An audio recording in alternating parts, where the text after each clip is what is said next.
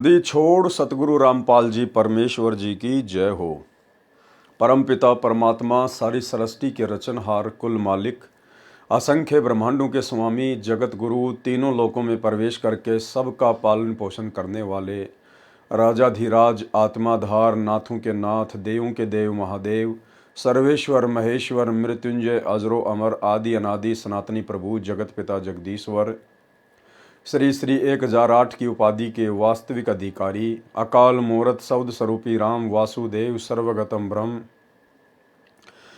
परम पूज्य प्रथम पूज्य परम संत परम पुरुष परम धनी परम दयालु सत्य कबीर हक्का कबीर अल्लाहु कबीर अल्लाहु अकबर बाखबर अल्लाह ताला जगत के तारणहार जगत के मुक्तिदाता जगत के जगन्नाथ हारे के सहारे हिंदुओं के राम मुसलमानों के अल्लाह सिखों के वाहेगुरु ईसाइयों के मसीह दया के सागर दयानिधि करुणा के सागर करुणानिधि स्वयंभू परिभू संकट मोचन कष्ट हरण मंगल करण दुख भंजन अविगत कबीर निर्विकार निर्विषम परमात्मा अलय अलेख सतगुरु आदि अनादि सतगुरु असली मर्यादा पुरुषोत्तम असली राम असली कृष्ण असली घनश्याम असली मुरारी राजाओं के राजा महाराजाओं के महाराजा शहंशाहों के शहंशाह सम्राटों के सम्राट भगवानों के भगवान अल्लाहों के अल्लाह प्रभुओं के प्रभु मसीहों के मसीह सच्चे वाहिगुरु बाबाओं के बाबा पीरों के पीर सेठों के सेठ जगत सेठ सावड़सा सेठ सर्वगुण संपन्न अनंत कोटि कलाओं के स्वामी अनंत कोटि ब्रह्मांडों के नायक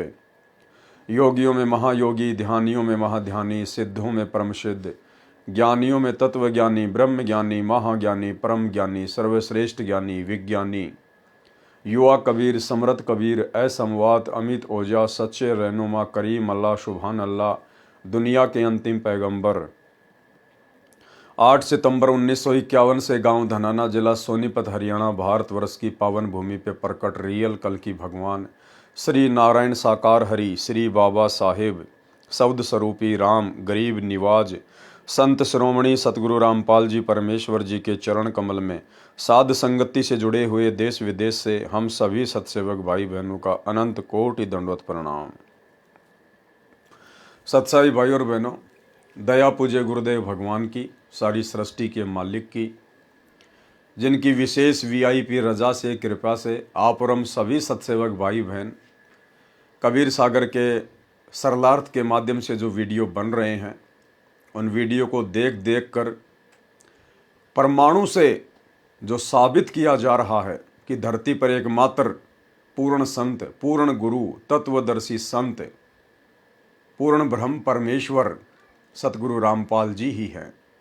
इन सब बातों से हमारा जो विश्वास दृढ़ हो रहा है, हम निरंतर भक्ति मार्ग पर आगे बढ़ रहे हैं। भाई और बहनों, 4 युगों से गुरुदेव भगवान कबीर परमेश्वर इसी प्रकार से आत्माओं को दृढ़ करने का प्रयास कर रहे हैं, परंतु सतयुग से लेकर कलयुग की प्रथम पीढ़ी तक कोई भी आत्मा गुरु को परमात्मा मानकर भक्ति नहीं करती है, इतनी दृढ़ नहीं हो पाती है, इसलिए मोक्ष से वंचित रह जाती है।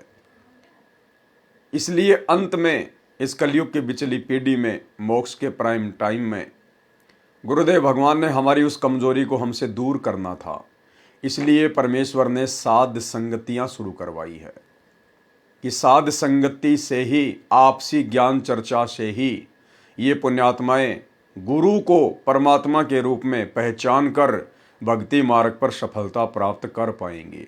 इसलिए जो जो भाई बहन साध संगति से जुड़ चुके हैं उन भाई बहनों का ये परम सौभाग्य है कि परमेश्वर ने उनको इस कलयुग की बिचली पीढ़ी में पूर्ण मोक्ष के लिए चुना है और उन चुनिंदा आत्माओं को आगे की जानकारी उपलब्ध करवाने के लिए किस प्रकार से गुरु को परमात्मा मानना है, किस प्रकार से हमने भक्ति मार्ग पर दृढ़ होकर पतिव्रता पद पर निरंतर आगे बढ़ना है, इन समस्त जानकारियों के लिए फिर गुरुदेव ने उन चुनिंदा आत्माओं को साध संगति से जोड़ दिया। इसलिए इस कलयुग की बिचली पीढ़ी में यदि आप साध संगति से जुड़े हुए हैं, पूर्णतया मर्यादा में हैं, गुरु को परमात्मा मानते हैं, ज्ञान को आधार बनाकर भक्ति कर रहे हैं, तो भाई और बहनों, आप निश्चित तौर पर गुरुदेव भगवान के विशेष हंस हैं, उनकी विशेष आत्मा हैं। तो कबीर सागर के सरलार्थ के ऊपर वीडियो बनाने की श्रृंखला जारी है। इस श्रृंखला में आज हमारा ये 28वें नंबर का वीडियो है।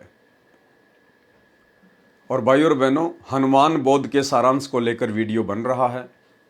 पिछले पार्ट में आप और हम सभी भगत भाई बहनों ने जिस प्रकार से हनुमान बोध के सारांश से पढ़ा कि करे करावे साइयां मन में लहर उठा, दादू सिर दर जीव के आप बगल हो जा।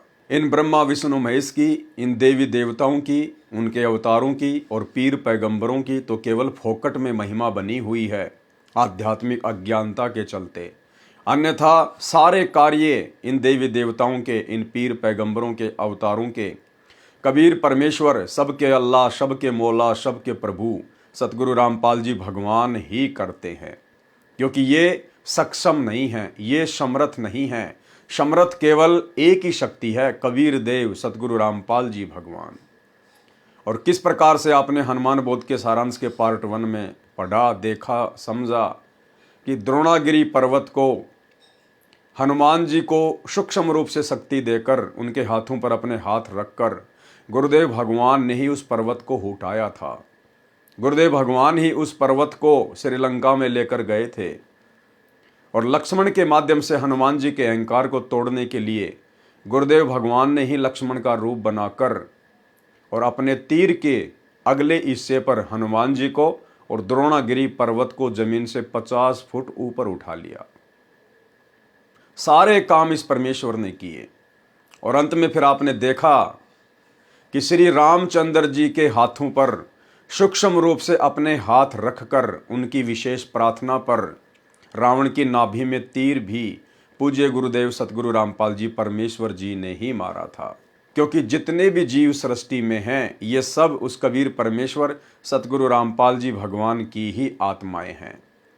और आत्मा जब विशेष संकट में होती है, विशेष परेशानी में होती है, और यदि उसके कोई पिछले संस्कार, कोई भक्ति धन शेष होता है, तो परमेश्वर उस आत्मा की पुकार पर अवश्य किसी न किसी रूप में, प्रत्यक्ष या परोक्ष रूप में प्रकट होकर या सूक्ष्म रूप में अपनी उस प्यारी आत्मा की मदद अवश्य करते हैं।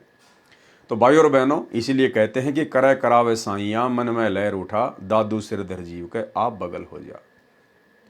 और ये सारा सब कुछ परमेश्वर क्यों कर रहे हैं? कबीर सागर के सरलार्थ को लिखना, अन्य पुस्तकों को लिखना, अब समय आने पर उन पुस्तकों के ऊपर वीडियो बनवाकर उनके अंदर छुपे हुए गूढ़ रहस्यों को उजागर करवाना क्यों करवा रहे हैं गुरुदेव? क्योंकि अब ये कलयुग की बिचली पीढ़ी है, मोक्ष का प्राइम टाइम है और गुरु को एकमात्र परमेश्वर कबीर देव माने बिना, जुबान से नहीं, अपनी अंतरात्मा से, अपने हृदय से, तब तक हम लोग मोक्ष के पूर्ण अधिकारी नहीं बन सकते। इसलिए परमात्मा हमारी उस कमजोरी को दूर करना चाहते हैं जो कमजोरी हम युगों युगों से दर्शाते हुए आ रहे हैं, गुरु को मानुष मानने वाली कमजोरी। तो यदि आप साथ संगति से जुड़े हुए हैं तो ये आपका परम सौभाग्य है कि आपने अपने गुरु को पूर्ण ब्रह्म परमेश्वर कबीर देव के रूप में अपनी अंतरात्मा से, अपने हृदय से स्वीकार कर लिया है और उनके साथ उसी प्रकार से आप जी व्यवहार कर रहे हैं। यानी गुरु को ही परमात्मा मानकर फिर आप जी गीता अध्याय 3 श्लोक 13 के अनुसार उन्हें इष्ट मानकर भोग लगा रहे हैं। एकमात्र उन्हीं का फोटो, उन्हीं की प्रतिमा आपके घर में, आपके घट में है। एकमात्र उन्हीं को अपना पति मानकर, परमेश्वर मानकर पतिव्रता पद की भक्ति कर रहे हैं। तो ये आप और हमारा परम सौभाग्य है। तो भाई और बहनों, आज हम आगे बढ़ेंगे हनुमान बोध के पार्ट नंबर 2 पर। इसके अंदर भी गुरुदेव भगवान ने बहुत सारे गुप्त रहस्य छुपा रखे हैं, बहुत सारी ऐसी बातें छुपा रखी हैं अध्यात्म को लेकर, जिन बातों का गुरुदेव ने अभी तक सार्वजनिक तौर पर कहीं भी जिक्र नहीं किया है। आप और हमारी तुच्छ बुद्धि को देखते हुए कि यदि समय से पहले मैंने इनको ये गूढ़ जानकारियाँ बता दी तो ये आत्माएं मेरे ऊपर विश्वास नहीं कर पाएंगी, क्योंकि इनकी बुद्धि अभी उस लेवल की नहीं है कि ये मेरे द्वारा बताई गई अध्यात्म की आगे की बातें समझ सकें। और गुरु के वचन में दोष निकालने का मतलब है भक्ति का सत्यानाश करवाना। इसलिए परमेश्वर ने पिछले 30 वर्षों से हमें सामान्य ज्ञान दिया। परमेश्वर ने हमारी फाउंडेशन भरी, हमारी नींव भरी, और जब नींव भर चुकी है उसके बाद गुरुदेव ने सत्संगति के माध्यम से अब वो रहस्य जो गुरुदेव ने पहले ही लिख कर छोड़ दिए हैं उजागर करवाने शुरू कर दिए हैं। तो आज के वीडियो में भी हमें बहुत सारी जानकारियां मिलेंगी। तो हमने हनुमान बोध के सारांश में यहाँ तक पढ़ लिया था कि श्री रामचंद्र जी ने त्रेता युग में जब उनसे रावण नहीं मारा जा रहा था, उसके बाद उन्होंने अपने अंतरात्मा से अपनी आत्मा के पति अपने परमपिता परमेश्वर को याद किया। यानी श्री राम ने उस असली श्री राम को याद किया।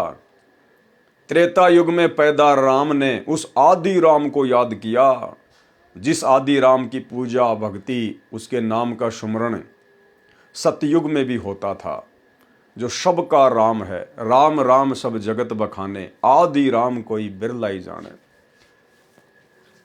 रामचंद्र जी ने परमेश्वर को याद किया कि इस राक्षस को मारो, मेरी सहायता करो। हे महादेव, हे देवों के देव, हे महाप्रभु, मेरी सहायता करो।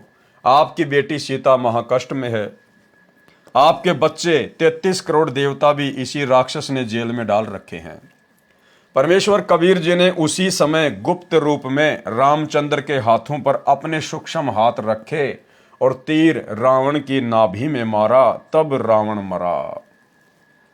परमेश्वर कबीर जी की प्राप्ति के पश्चात संत गरीबदास जी, गांव छुड़ानी, जिला झज्जर, हरियाणा प्रांत वाले ने परमेश्वर कबीर जी की महिमा बताई है। कबीर जी ने बताया है कि कबीर कहे मेरे हंस को दुख ना दीजिए कोई, संत दुखाए मैं दुखी, मेरा आपा भी दुखी होए। गुरुदेव भगवान कह रहे हैं कि कबीर मेरे हंस को, यानी मेरे भगत को, मेरे साधक को दुख ना दीजिए कोई, और मेरा भगत दुखी तो मैं दुखी, मेरा आपा भी दुखी होए। यानी मेरा जो दिल है, मेरी जो अंतरात्मा है, वो भी दुखी होती है यदि कोई मेरे भगत को, यदि कोई मेरे अंश को दुखी करता है। तो इसका मतलब केवल ये नहीं है कि हम बाकी जो गधे कुत्ते सुअर हैं उनको मारें पीटें, और केवल जो परमात्मा का भगत है, सतगुरु का भगत है, उसी से प्यार प्रेम से पेश आए। नहीं, इस पृथ्वी पर, इस 21 ब्रह्मांड में जितने भी जीव हैं, चाहे वो 84 लाख योनियों में है, चाहे वो मनुष्य शरीरधारी स्त्री या पुरुष है, सब परमेश्वर के हंस हैं, सब परमेश्वर के बच्चे हैं, उनके अंश हैं। अब जिस प्रकार एक दादाजी होता है, दादाजी का मुख्य अंश होता है उसका बेटा, क्योंकि वो डायरेक्ट उसके बिंद से पैदा होता है। लेकिन उसके बेटे का बेटा, यानी दादा का पोता, उसमें दादाजी का अपने बेटे से भी ज्यादा लगाव होता है, क्योंकि वो भी दादा का ही अंश होता है। तो इसी प्रकार भाई और बहनों, हम विशेष तौर पर तो गुरुदेव भगवान के हंस हैं, उनके भगत हैं, क्योंकि हमें मनुष्य शरीर प्राप्त है। परंतु जितने भी 84 लाख योनियों में प्राणी भटक रहे हैं, वो भी अपने संस्कारवश भटक रहे हैं। आप और हम भी ना जाने कितनी बार भटके हैं। परमेश्वर उनकी भी हर पुकार सुनता है, और यदि उनके संस्कार में यदि कोई भक्ति धन होता है, ऐसा यदि कोई पुण्य होता है, तो परमेश्वर उन 84 लाख योनियों में कष्ट भोग रहे उन पशु पक्षियों की भी मदद करता है। जिस प्रकार महाभारत के युद्ध में एक टटेरी पक्षी ने अपने अंडों की रक्षा के लिए अपनी अंतरात्मा से गुरुदेव भगवान से प्रार्थना की, तो परमेश्वर जी ने उसके पिछले भक्ति संस्कार के आधार से, उसके पुण्यों के आधार से परमेश्वर ने इंद्र के हाथी का घंटा तोड़ के, जिसका वजन 88,000 मण था, महाभारत के युद्ध में उन अंडों के ऊपर डाल दिया, और किसी का ध्यान भी नहीं गया। पूरा महाभारत हो गया, करोड़ों लोग कट के मर गए। उसके बाद लोगों का ध्यान उस घंटे के ऊपर गया कि ये क्या है। लोगों ने काफी मशक्कत के बाद जब उसको उठा के देखा, तो नीचे वो टटेरी पक्षी और उसके अंडे बिल्कुल सुरक्षित थे। यानी जिस महाभारत में अग्नि बाण चले, लाखों करोड़ों लोग मर गए, बड़े बड़े योद्धा मर गए, सूरवीर मर गए, लेकिन परमेश्वर ने उस टटेरी पक्षी के अंडों पर आंच भी नहीं आने दी। इसलिए भाई और बहनों, हमने किसी को भी मन कर्म वचन से दुखी नहीं करना है, किसी को भी परेशान नहीं करना है, कुवचन नहीं बोलना है। अन्यथा हम भक्ति करते करते भी, भगत कहलवा कर भी अपने गुरुदेव भगवान के दोषी रहेंगे। इसलिए जो गलती वर्तमान में सतलोक आश्रमों से जुड़े हुए मुख्य लोग, बड़े बड़े स्टेट कोऑर्डिनेटर, वर्ल्ड कोऑर्डिनेटर, गुरुदेव के परिवार वाले कर रहे हैं, भगत भाई बहनों की पिटाई करके, माँ बहन की गंदी गंदी गालियां निकाल के, साथ संगतियां रुकवा के, भक्तों के ऊपर मुकदमे करवा के, हमने गुरुदेव के तत्व ज्ञान को आधार बनाकर स्वयं कष्ट उठा लेना है। लेकिन हमने किसी को भी कष्ट मन कर्म वचन से नहीं पहुंचाना है। कबीरा आप ठगाइए और न ठगिए कोई, आप ठगाए सुख होत है और ठगे दुख होए। जो तोकू काटा बोवे ताको बो तू फूल, और तोए फूल के फूल है वाको है त्रिशूल। अन्यथा गुरुदेव भगवान ने फिर अपना विधान भी बता दिया, और परमेश्वर का विधान अटल होता है, अटल। परमेश्वर स्वयं भी उसको नहीं तोड़ते। राजा अमरीश और दुर्वासा ऋषि की कथा सुनाते हुए गुरुदेव ने फिर स्पष्ट कर दिया कि राजा अमरीश कबीर परमात्मा के भगत थे, और दुर्वासा ऋषि में अहंकार था, अभिमान था, और दुर्वासा ऋषि ने जबरदस्ती राजा अमरीश के साथ बदतमीजी की, सुदर्शन चक्कर से उनका शीश काटना चाहा। लेकिन अमरीश में आधीनी थी, दास भाव था। वो सुदर्शन चक्कर राजा अमरीश के पैर छूकर दुर्वासा ऋषि को मारने के लिए दौड़ पड़ा। दुर्वासा ऋषि दौड़ता दौड़ता ब्रह्मा जी के पास गया। ब्रह्मा जी ने हाथ खड़े कर दिए, मेरे बस की बात नहीं है। शंकर जी के पास गया, शंकर जी ने हाथ खड़े कर दिए। अंत में विष्णु जी के पास गया, और विष्णु रूप में वहां पर कबीर परमात्मा सतगुरु रामपाल जी थे उस समय। और कबीर परमेश्वर ने फिर उसको डांटा, उसको धमकाया कि नालायक, तेरे अंदर अहंकार है, अभिमान है। तुझे किसने अधिकार दिया कि तू अपनी साधना, अपनी भक्ति को जबरदस्ती किसी और के ऊपर थोपेगा। उसके बाद परमेश्वर कबीर जी ने, सतगुरु रामपाल जी ने विष्णु रूप में दुर्वासा को कहा कि वापस जाकर राजा अमरीश से माफी मांग, उनके चरणों में पड़, तब तेरी जान बचेगी। और ऐसा ही हुआ। फिर गुरुदेव ने इस कथा का निष्कर्ष बताते हुए कहा कि पुण्यात्माओं, आप ये गलती ना करना। यदि आप वर्तमान में भगत भी आपस में लड़ाई करोगे, झगड़ा करोगे, मान लीजिए आप दो भगत हैं और दोनों ने ही गुरु से उपदेश ले रखा है, और एक भगत कुछ नहीं बोलता और दूसरा भगत उसको नाजायज परेशान करता है, दुखी करता है, तो गुरुदेव ने कहा कि भले ही वो भगत है जो नाजायज परेशान कर रहा है, दुखी कर रहा है, परमेश्वर उस भगत की तो रक्षा करेगा जो सारी परेशानियां झेल रहा है, और जो भगत होने के बाद जबरदस्ती बकवाद कर रहा है, भक्तों के साथ में मारपीट करता है, उसका परमात्मा बक्कल उतारेगा, यानी उसका शीश उतार देगा भगवान समय आने पर। ये कोई भेदभाव नहीं करता, समदृष्टि परमात्मा है।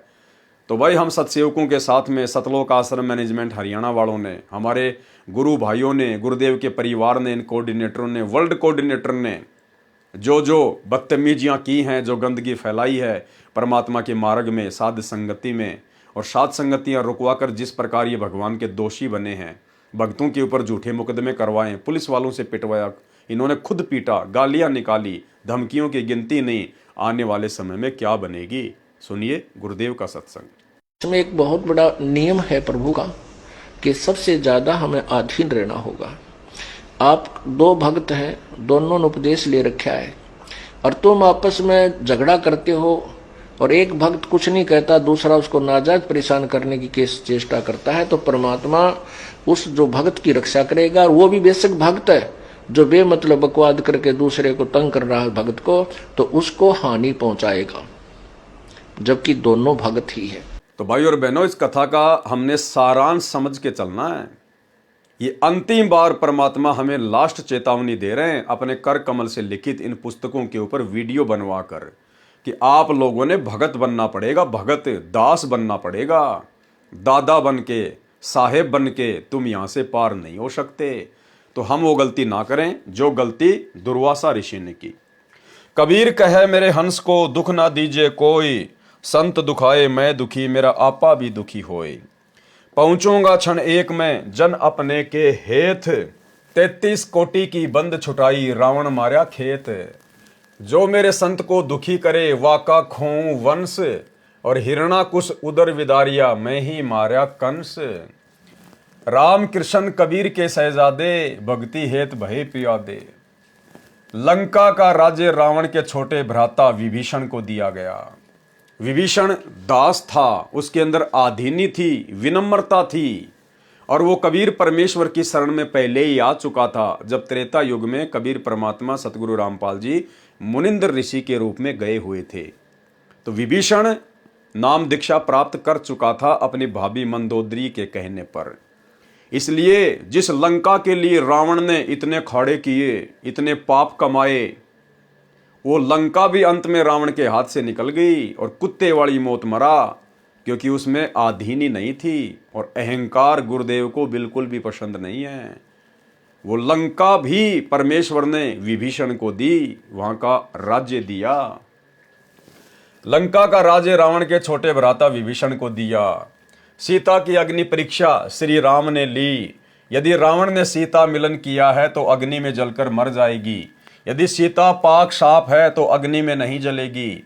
सीता जी अग्नि में नहीं जली। उपस्थित लाखों व्यक्तियों ने सीता माता की जय बुलाई।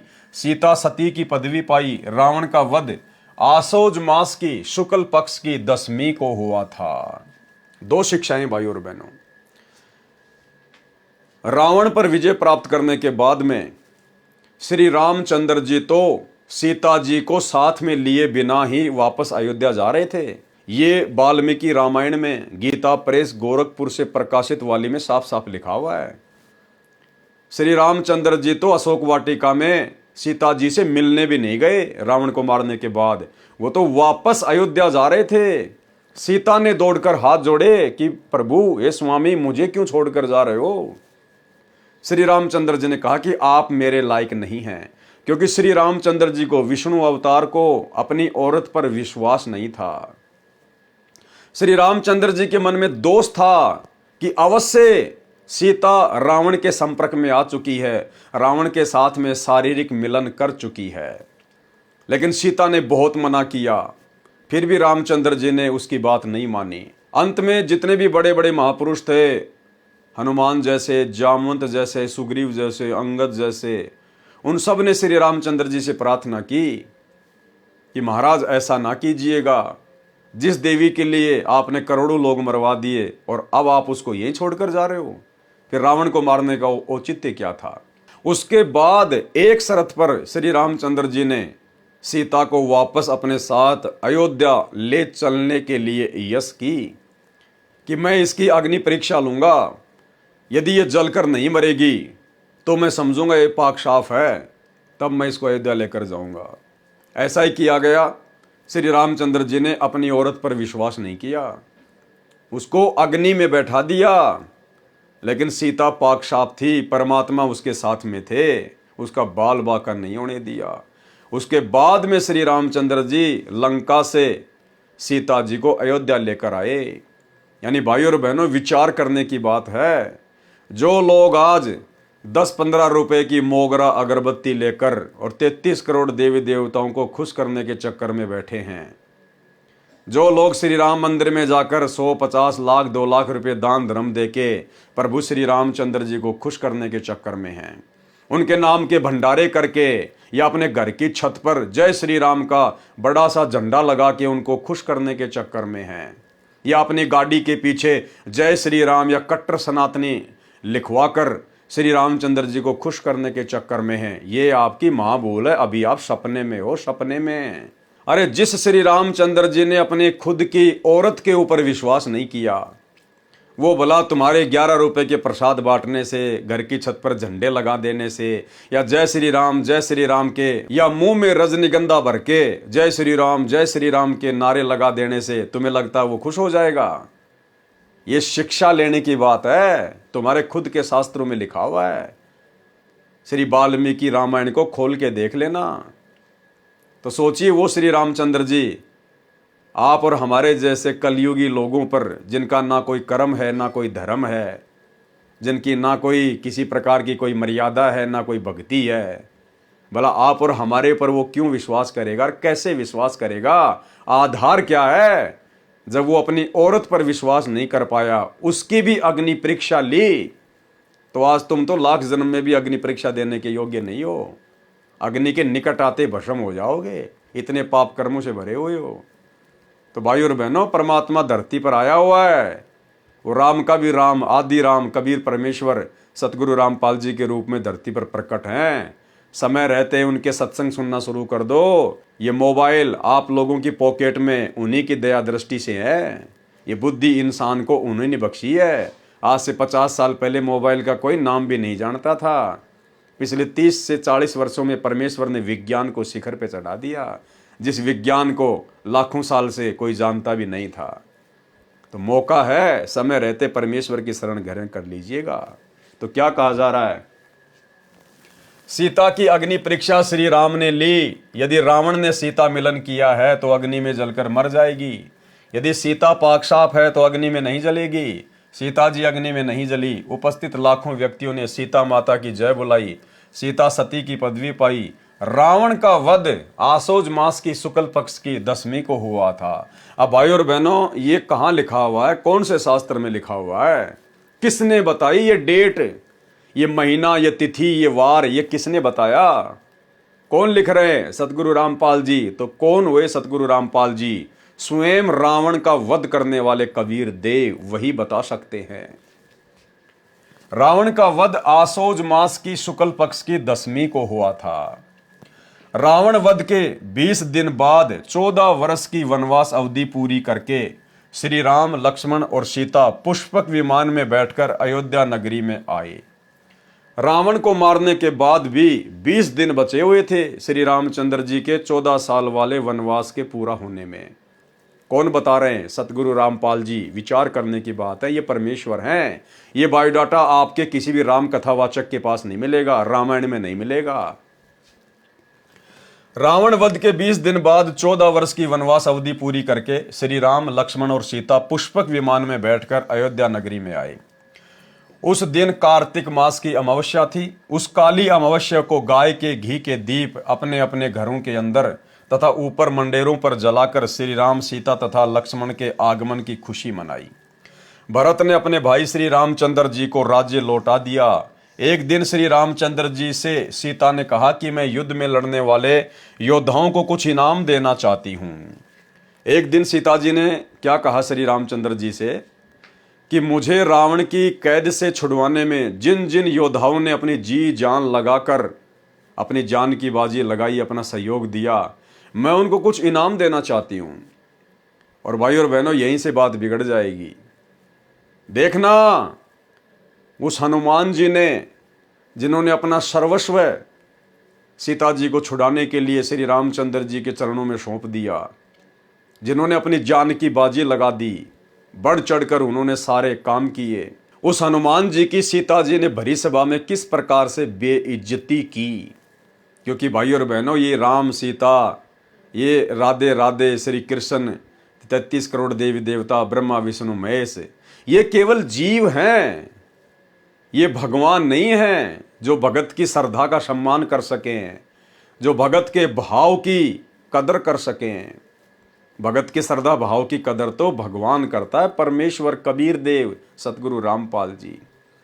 और किस प्रकार से भरी सभा में सबके सामने सीता जी ने श्री हनुमान जी को जानवर कहकर संबोधित किया, जानवर कहकर। यानी ये सिला मिला, ये परिणाम मिला इतने संघर्ष का, इतने समर्पण का श्री हनुमान जी को। एक दिन श्री रामचंद्र जी से सीता ने कहा कि मैं युद्ध में लड़ने वाले योद्धाओं को कुछ इनाम देना चाहती हूँ।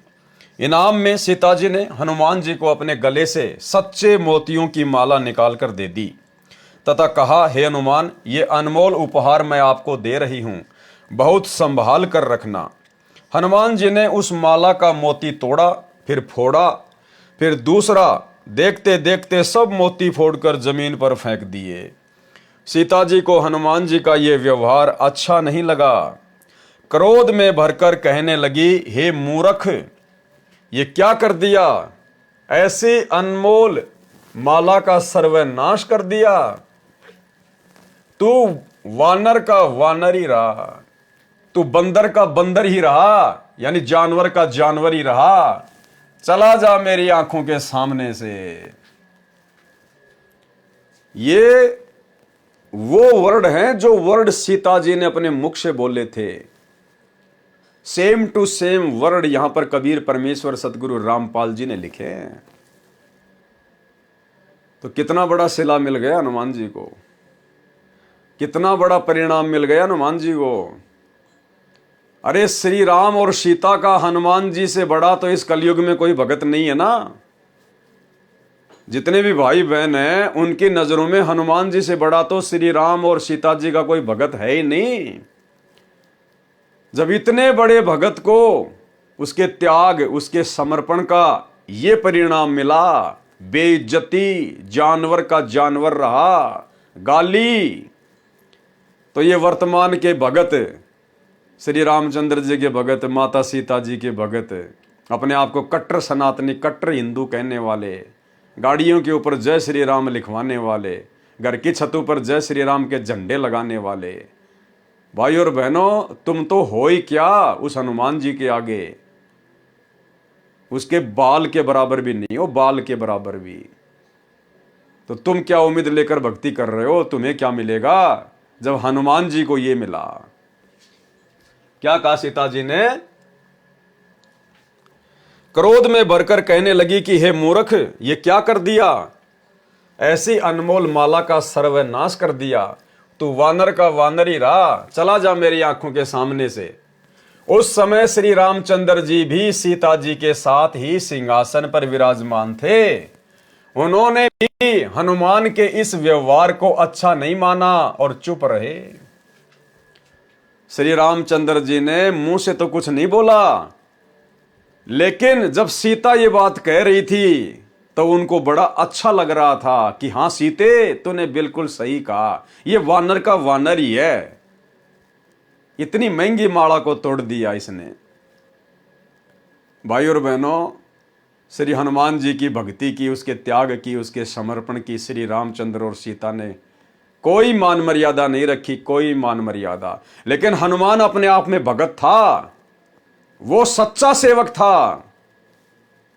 और आगे चलकर कबीर परमेश्वर मुनिंद्र ऋषि के रूप में हनुमान जी को मिले, और उसके अंदर जो भगत वाले गुण थे, परमेश्वर ने उन भगत वाले गुणों के आधार से उसे अपनी शरण में लिया। असल परिणाम मुनिंद्र ऋषि जी ने दिया। हनुमान जी की वीरता, उसके दास भाव, उसके त्याग, उसके समर्पण की जो वैल्यू थी, वो कबीर परमेश्वर सतगुरु रामपाल जी ने समझी, और परमेश्वर ने उसको वो अनमोल वस्तु बख्श दी जो अनमोल वस्तु श्री रामचंद्र जी के पास भी नहीं थी।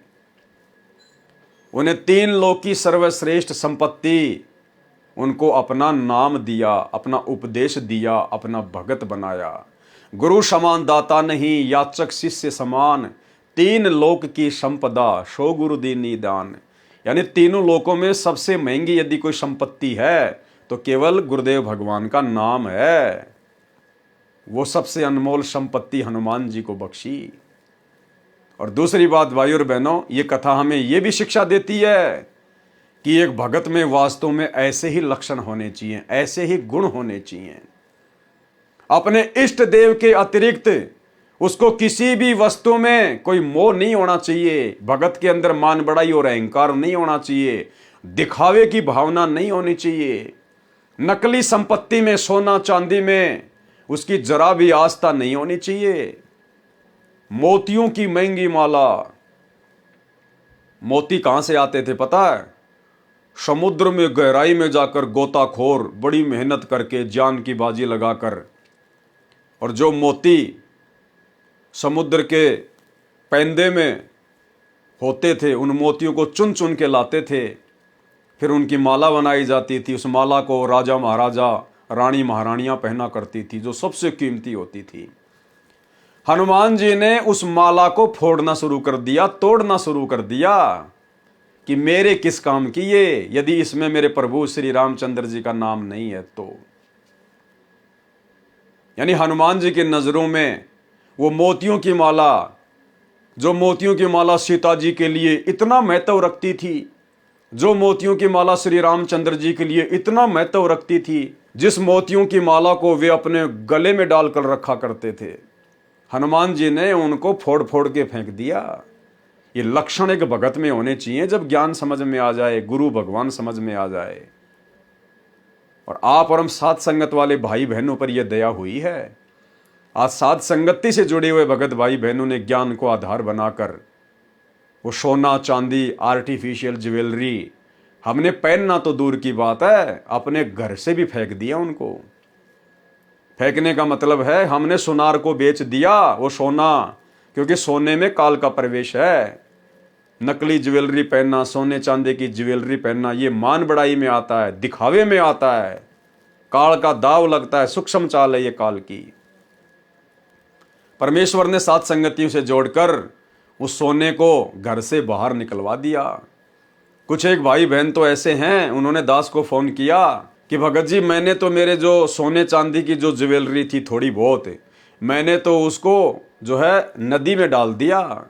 तो दास ने कहा कि बहन नदी में नहीं डालना था, आपने किसी सुनार को बेच देना था, और जो पैसा आ जाए वो अपना दान धर्म में लगाओ, सेवा में लगाओ, अपने बच्चों की फीस भरो, अपने घर का राशन लेके आओ, अपने घर के काम में लो।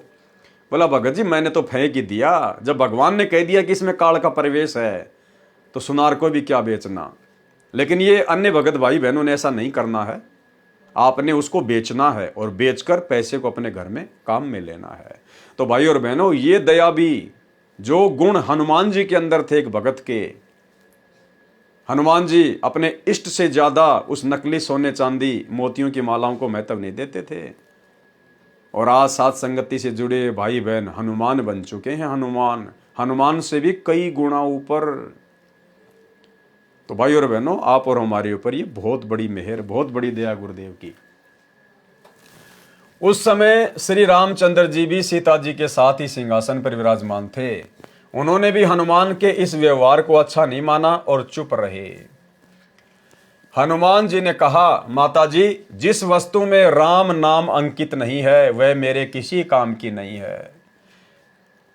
ठीक इसी प्रकार जिस सोने चांदी को पहनने के लिए या अपने घर में रखने के लिए भी हमारे पूज्य गुरुदेव आदि राम सतगुरु रामपाल जी ने मना कर दिया, तो भाई हनुमान जी की तरह फिर वो हमारे किसी काम की नहीं है, किसी भी काम की।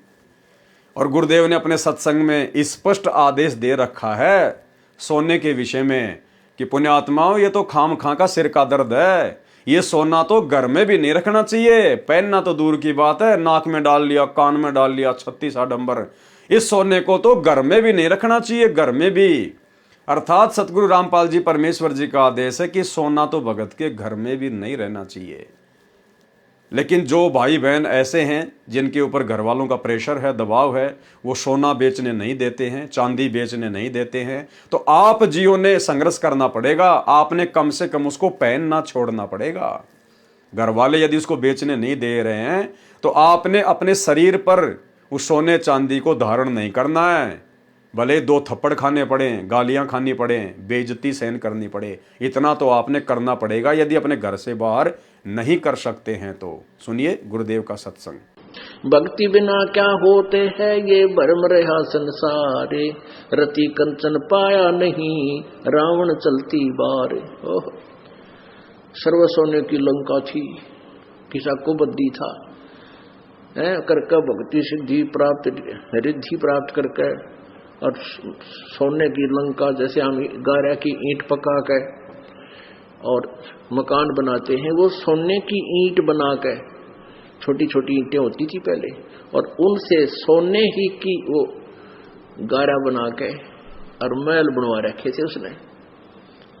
इतना धनी था। और आप दौरे मुश्किल से 50-20 ग्राम 20 तोले सोना होगा थर दौरे, घोड़ा बुढ़ा सेठ होगा जिस पर 20-30-40 तोले सोना हो गया। कहते वो रति नहीं लेके गए, ग्राम भी नहीं ले जा सका, तुम कहां ले जा सकोगे और के कला तोड़ दोगे 40 तोले सोने में।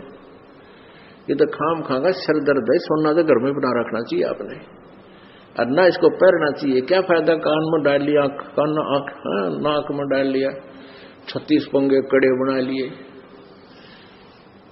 परमात्मा ने इतना सुंदर शरीर दे रखे, इस पर आडंबर करने की कति जरूरत नहीं। इसे भगवान रुष्ट होता है।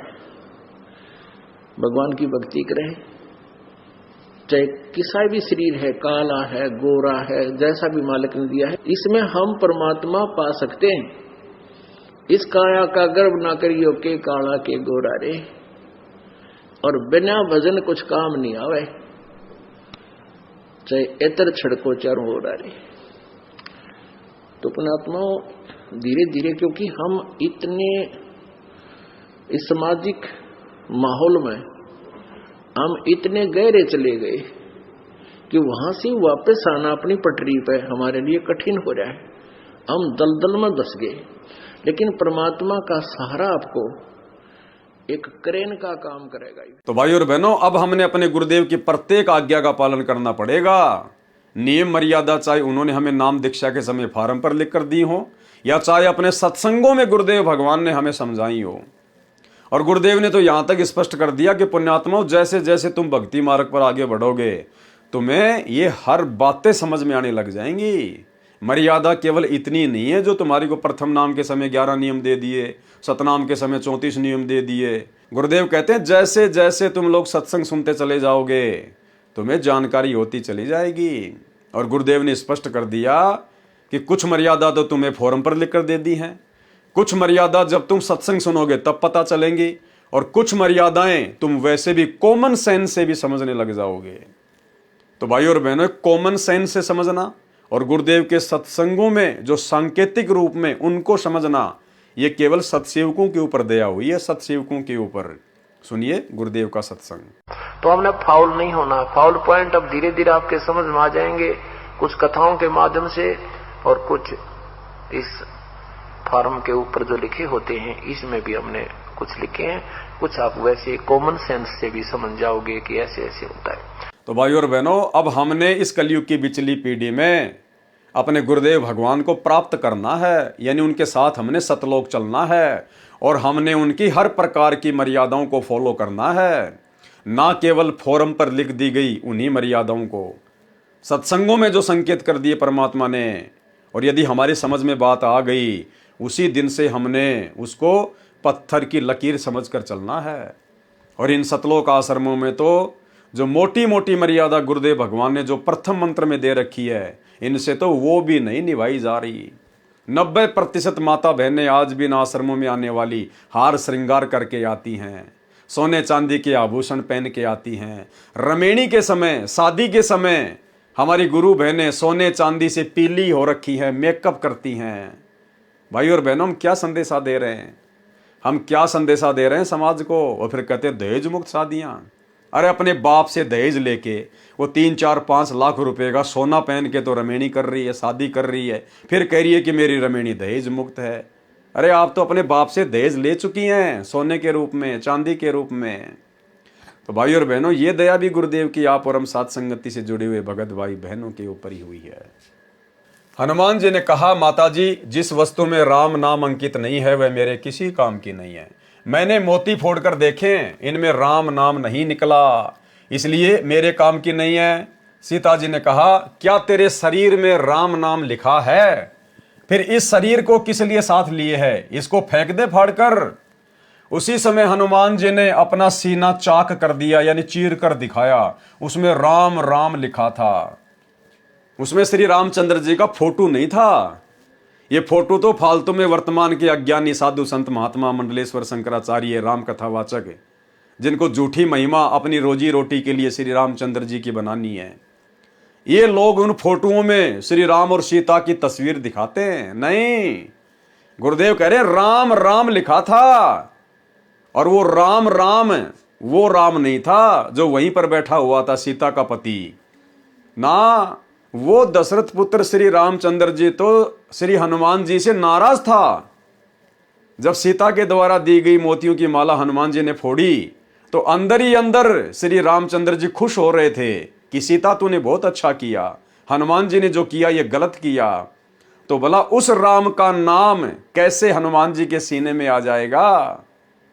भाई और बहनों, वो आदि राम, सबका राम, राम का भी राम, राम राम शब जगत बखाने, आदि राम कोई बिरला जाना है।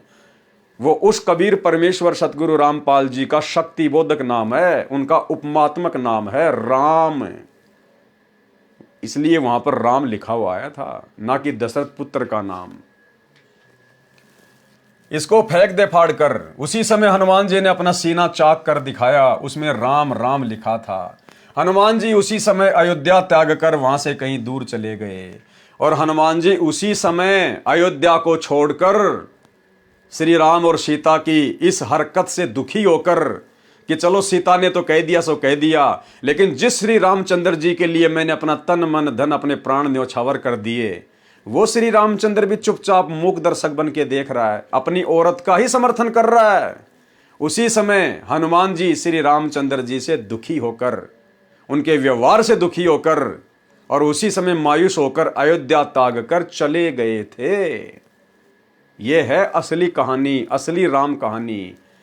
दुनिया चले ना श्री राम के बिना, राम जी चले ना हनुमान के बिना। हनुमान जी राम का तो अलग अलग बंटवारा हो गया था उसी समय। हनुमान जी उसी समय अयोध्या त्याग कर वहां से कहीं दूर चले गए। श्री रामचंद्र जी अपनी अयोध्या नगरी की जनता के दुख दर्द जानने के लिए गुप्त रूप से रात्रि के समय वेश बदलकर घूमा करते थे। कुछ वर्ष उपरांत जब राजा रामचंद्र जी रात्रि में अयोध्या की गलियों में विचरण कर रहे थे, एक घर से ऊंची ऊंची आवाज आ रही थी। राजा रामचंद्र जी ने निकट जाकर वार्ता सुनी। एक धोबी की पत्नी झगड़ा करके घर से चली गई थी। वह 2-3 दिन अपने बहन के घर रही, फिर लौट आई। धोबी उसकी पिटाई कर रहा था, कह रहा था कि निकल जा मेरे घर से, तू 2 रात बाहर रहकर आई है, मैं तेरे को घर में नहीं रखूंगा, तू कलंकित है। वह कह रही थी, मुझे सौगंध भगवान की, सौगंध है राजा राम की, मैं पाक साफ हूं, आपने मारा तो मैं गुस्से से अपनी बहन के घर गई थी, मैं निर्दोष हूं। तो धोबी ने क्या कहा? धोबी ने कहा कि मैं दशरथ पुत्र रामचंद्र नहीं हूं जो अपनी कलंकित पत्नी को घर ले आया है, जो वर्षों रावण के साथ रही थी। अयोध्या नगरी के सब लोग लुगाई चर्चा कर रहे हैं, क्या जीना है ऐसे व्यक्ति का जिसकी पत्नी अपवित्र हो गई हो। राजा राम ने धोबी के मुख से यह बात सुनी तो कानों में मानो गरम तेल डाल दिया हो। इसको कहते हैं भाई और बहनों लोक लाज। ये लोक लाज भक्ति मार्ग में, परमात्मा की प्राप्ति में, मोक्ष प्राप्ति में सबसे बड़ी बाधा है। श्री रामचंद्र जी को उसी समय अपने मान सम्मान की, अपनी इज्जत की, अपनी कुल मर्यादा की चिंता हो गई कि तेरे विषय में तो अयोध्या की जनता ऐसी ऐसी बातें सोच रही है, तेरा तो जीना ही हराम है। वापस घर पे आ गया और दूसरे ही दिन सीता जी को, जो कि गर्भवती थी, उसको अयोध्या से जंगल में निकाल दिया, सिर्फ इस बात के कारण कि अयोध्या के लोग मेरे बारे में क्या सोच रहे हैं, मेरी तो इज्जत पे बाट लग गया। जबकि श्री रामचंद्र जी सीता जी की अग्नि परीक्षा लेकर लाए थे अयोध्या में, वो पाक साफ थी, उन्होंने अपनी आंखों देख लिया था। उसके बावजूद भी श्री रामचंद्र जी ने अपनी पत्नी की कोई इज्जत नहीं की, उन्हें अपनी पत्नी की कोई फिक्र नहीं रही। और एक धोबी की छोटी सी बात को लेकर और लोक लाज में पड़कर और अपनी पत्नी सीता को अयोध्या से जंगल में धक्के खाने के लिए निकाल दिया।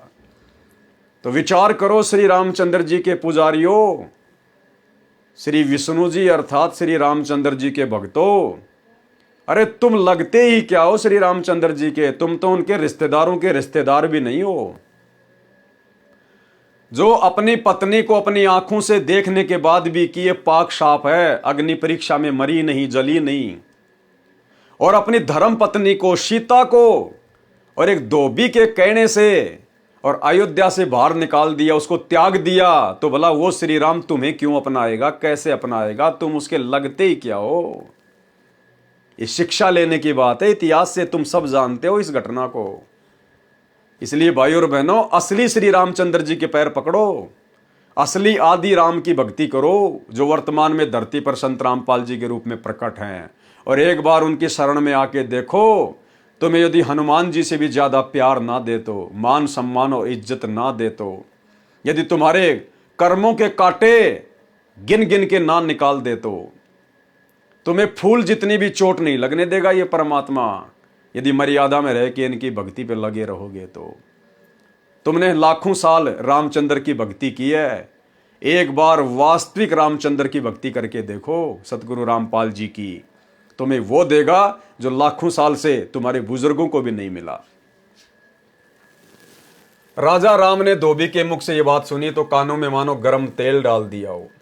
अगले दिन रामचंद्र जी ने सभा बुलाई तथा नगरी में चल रही चर्चा के विषय में बताया और कहा कि यह चर्चा तब बंद हो सकती है जब मैं सीता को घर से निकाल दूंगा। उसी समय सीता जी को सभा में बुलाया गया तथा घर से निकलने का आदेश दे दिया गया। ध्यान रखना भाई और बहनों, हमने शिक्षा लेकर आगे बढ़ना है। ये कथाएं अलग चीज हैं, कथाओं के माध्यम से हमने शिक्षा लेनी है, इसीलिए परमात्मा वीडियो बनवा रहे हैं। इस भक्ति मार्ग में यदि हम भगत भाई बहन गुरु से उपदेश लेने के बाद अगर लोक लाज में पड़े रहेंगे, अपने रिश्तेदारों की बातों को महत्व देंगे, समाज की बातों को महत्व देंगे जो कि ज्ञान विरुद्ध होंगी, भक्ति विरुद्ध होंगी, अपने घर परिवार वालों की ही उन बातों को महत्व देंगे जो भक्ति विरुद्ध होंगी, तो हम जिंदगी में कभी भी मोक्ष प्राप्ति नहीं कर पाएंगे, गुरुदेव के चरणों में जगह नहीं बना पाएंगे। अच्छे से हम पहले ज्ञान को समझें, उसके बाद गुरु से दीक्षा लें, और गुरु से दीक्षा लेने के बाद यदि काल प्रेरणा से आपके मन में दोष पैदा करने के लिए या आपके ऊपर दबाव डालने के लिए, यदि काल प्रेरणा से आपके रिश्तेदार, समाज वाले, जहाँ पे आप मेहनत मजदूरी ऑफिस में काम करते हैं, वहाँ पे आपके साथी सहपाठी आपको चाहे कुछ भी क्यों ना कहें, कैसे भी बातें क्यों ना बनाएं, आपने उनकी बातों का 1% भी अपने ऊपर कोई असर नहीं करना है। आपने उनकी बातों को महत्व देना ही नहीं है, ध्यान ही नहीं देना आपने कि भोगते रहेंगे, इनको ज्ञान नहीं है। जो मैं अपने गुरुदेव भगवान के विषय में जानता हूं, ये क्या जाने, ये ना उनका शिष्य है, ना उनके सत्संग सुनता है, ये भला क्या जाने मेरे गुरुदेव के बारे में और भक्ति विधि के बारे में। यदि हम लोकलाज में आ गए, शर्मा शर्मे में आ गए, दबाव में आ गए, तो भाई और बहनों, परमात्मा ने मीराबाई का उदाहरण दिया कि वो मीराबाई भी अगर लोकलाज में आ जाती, घर परिवार के दबाव में आ जाती, कैसे मीराबाई के देवर ने उसको दुखी किया, परेशान किया, मारने तक का प्रयत्न किया। मीराबाई की माँ भी आकर उस पर दबाव डाल रही है, समझा रही है कि सत्संग में जाना मीरा छोड़ दे। गुरुदेव ने कहा कि वो मीराबाई यदि उस समय लोकलाज में आ जाती, दबाव में आ जाती और भक्ति छोड़ देती, आज कहीं पर वो कुतिया बन के घूम रही होती। आज उस मीराबाई के जैसे 300 मीराबाई मरती हैं। परमात्मा उनकी सार संभाल क्यों नहीं कर रहा? तो गुरुदेव भगवान कहते हैं कि आपने दृढ़ होकर भक्ति करनी है। लोक लाज मर्याद जगत की, तिणके जू तोड़ बगावे, जब कोई राम भगत गति पावे। और मालिक कहते हैं लोक लाज ना कीजिए, निर्भय हो रहिए, जय मन चावे राम को तो दासा तन धरिए। आप आधीनी भाव से रहना, किसी के साथ में झगड़ा मत करना, मारपीट लड़ाई मत करना, भले आपको कोई 2 थप्पड़ मार दे, 2 गालियां निकाल दे, आप सुनते रहिएगा, परमात्मा समय आने पर सब कुछ सेट कर देगा। हम यदि मर्यादा में रहेंगे, आधीने में रहेंगे, दुनिया कुछ भी भोके, हमारे गुरुदेव हमारे साथ में हैं, बाड़ी बाका नहीं होगा। और यदि लोकलाज में आ गए, अपने कुल की मर्यादाओं में आ गए, दबाव में आ गए, भक्ति छोड़ दी, तो परमात्मा कहते हैं कुल करने के कारण हंसा गया बिगोय, और फिर यो कुल के कर लेगा जब तू 4 पाए का होए। अपने घर परिवार के दबाव में आकर, समाज की झूठी परंपराओं के दबाव में आकर अगर आपने भक्ति छोड़ दी, अगले जन्म में 4 पैर मिलेंगे, गधा बनेगा। फिर वो तेरा परिवार, वो तेरे बाप दादे, तेरे रिश्तेदार, फिर तेरे आगे कौन से ढाल अड़ाएंगे, तुझे उस गधे की योनि से वो कैसे छुड़वाएंगे। तो भाई और बहनों, हमने हर पहलू पर बहुत गहनता से विचार करके भक्ति मार्ग पर गुरु आशीर्वाद से सफलता प्राप्त करनी है।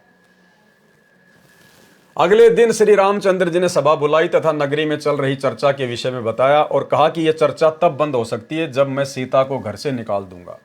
उसी समय सीता जी को सभा में बुलाया गया तथा घर से निकलने का आदेश दिया, कारण भी बता दिया। सीता जी ने विनय भी की कि हे स्वामी, आपने मेरी अग्नि परीक्षा भी ली थी, मैं भी आत्मा से कहती हूं रावण ने मेरे साथ मिलन नहीं किया।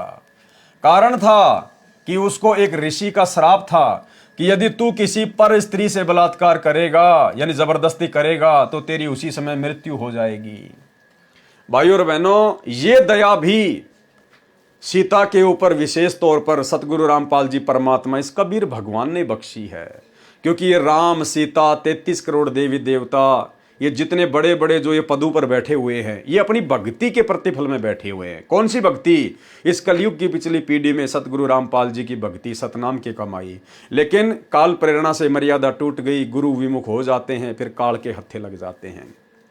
तो सतगुरु रामपाल जी परमेश्वर को, अंतर्यामी कबीर देव को इस बात का पता था कि मेरी उस प्यारी आत्मा के साथ में त्रेता युग में ऐसे ऐसे घटना घटेगी। और वो रावण तो राक्षस है, दुष्ट व्यक्ति है, जिसने 33 करोड़ देवी देवताओं को अपने कैद में डाल लिया। दया नाम की चीज नहीं। वो फूल जैसी सीता को भला कैसे छोड़ेगा जब उसको किडनैप करके लेके जाएगा? वो उसके साथ में बलात्कार करेगा, जबरदस्ती करेगा। इसलिए सतगुरु रामपाल जी परमेश्वर जी की प्रेरणा से एक ऋषि के द्वारा पहले ही रावण को श्राप मिल चुका था, अगर तू किसी पर स्त्री के साथ में जबरदस्ती करेगा, बलात्कार करेगा, शारीरिक मिलन करेगा उसकी रजा के बिना, तो भाई तेरी उसी समय मृत्यु हो जाएगी। परमेश्वर ने पहले ही रावण को बांध दिया था, अन्यथा वो रावण तो सीता जी के परकच्चे उड़ा देता। सीता जी ने विनय की कि हे स्वामी, आपने मेरी अग्नि परीक्षा भी ली थी, मैं भी आत्मा से कहती हूं रावण ने मेरे साथ मिलन नहीं किया। कारण था कि उसको एक ऋषि का श्राप था कि यदि तू किसी पर स्त्री से बलात्कार करेगा तो तेरी उसी समय मृत्यु हो जाएगी, यदि पर स्त्री की सहमति से मिलन करेगा तो ऐसा नहीं होगा, जिस कारण से रावण मुझे छू भी नहीं सका मिलन के लिए। हे प्रभु, मैं गर्भवती हूं, ऐसी स्थिति में कहां जाऊंगी। रावण जैसे व्यक्तियों का अभाव नहीं है। रामचंद्र जी आदेश देकर सभा छोड़कर चले गए। सीता जी के बारंबार इतनी विनती करने के बावजूद भी श्री रामचंद्र जी ने सीता की एक बात नहीं मानी और अपनी धर्म पत्नी को अनदेखा करके सभा छोड़ के चले गए। और भाइयों और बहनों, असली रामचंद्र, असली आदि राम सतगुरु रामपाल जी, कबीर भगवान, आप और हमने कितनी बड़ी गलती की थी। सीता ने तो कोई गलती भी नहीं की, पाक साफ थी। आप और हम तो सतलोक में अपने बाप से धोखा करके आए थे, उनके साथ में धोखा करके, और यहां आने के बाद भी उन्होंने करोड़ों बार अपनी शरण में लिया, हमें उपदेश दिया, अपना भगत बनाया, शिष्य बनाया, शिष्या बनाई। उसके बावजूद भी उन करोड़ों जन्मों में हमने गुरुदेव को ठुकरा दिया, उनकी भक्ति को पूर्ण नहीं किया। उसके बावजूद भी ये परमात्मा आप और हम आत्माओं की पुकार पर एक क्षण में दौड़कर चला आता है कि गोता मारूं स्वर्ग में, जा बैठूं पाताल, और गरीब दास ढूंढता फिरूं अपने हीरे मोतीलाल। पहुंचूंगा क्षण एक में जन अपने के काज, और हिरणा कुश उदर उदारिया, नरसिंह जू धर लूं साज। ये परमेश्वर इतना दयालु, इतना कृपालु, इतना रहम दिल, परम दयालु, दया के सागर। और श्री रामचंद्र जी, जिनको दुनिया भगवान मान के पूज रही है, अपनी निष्पाप निष्कलंकित पत्नी की तरफ उन्होंने मुड़कर भी नहीं देखा, आदेश कर दिया कि अयोध्या से बाहर हो जा। तो सोचिए भाई और बहनों, कौन राम और कौन आदि राम। रात और दिन का अंतर है, रात और दिन का। रावण जैसे व्यक्तियों का अभाव नहीं है। रामचंद्र जी आदेश देकर सभा छोड़कर चले गए और कहते हुए गए कि मैं निंदा का पात्र नहीं बनना चाहता, मेरे कुल को दाग लगेगा। सीता जी को धरती भी पैरों से खिसकती नजर आई, आसमान में अंधेरा छाया दिखाई दिया, संसार में कुछ दिनों का जीवन शेष लगा। सीता अयोध्या छोड़कर चल पड़ी, मुड़ मुड़ कर अपने राम को तथा उनके महलों को देखने की कोशिश करती रही, और दूर जंगल में जाकर ऋषि वाल्मीकि जी की कुटिया के निकट थक कर गिर गई, अचेत हो गई। ऋषि वाल्मीकि स्नान करने के लिए आश्रम से निकले, सामने एक युवती गर्भा अवस्था में अचेत पड़ी देखकर निकट गए, अपने आश्रम से औषधि लाए, सीता जी के मुख में डाली। गर्मी का मौसम था, ठंडे जल के छींटे मुख पर मारे।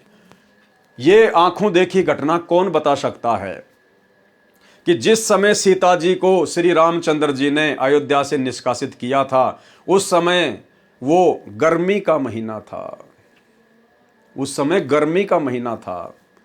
और ऋषि वाल्मीकि जी की कुटिया के पास जैसे ही वो जाकर गिरी, तो ऋषि जी अपनी कुटिया से दवाई लेकर आए, औषधि लेकर आए। क्या रामायण में लिखा हुआ है? किसी राम कथावाचक ने बताई?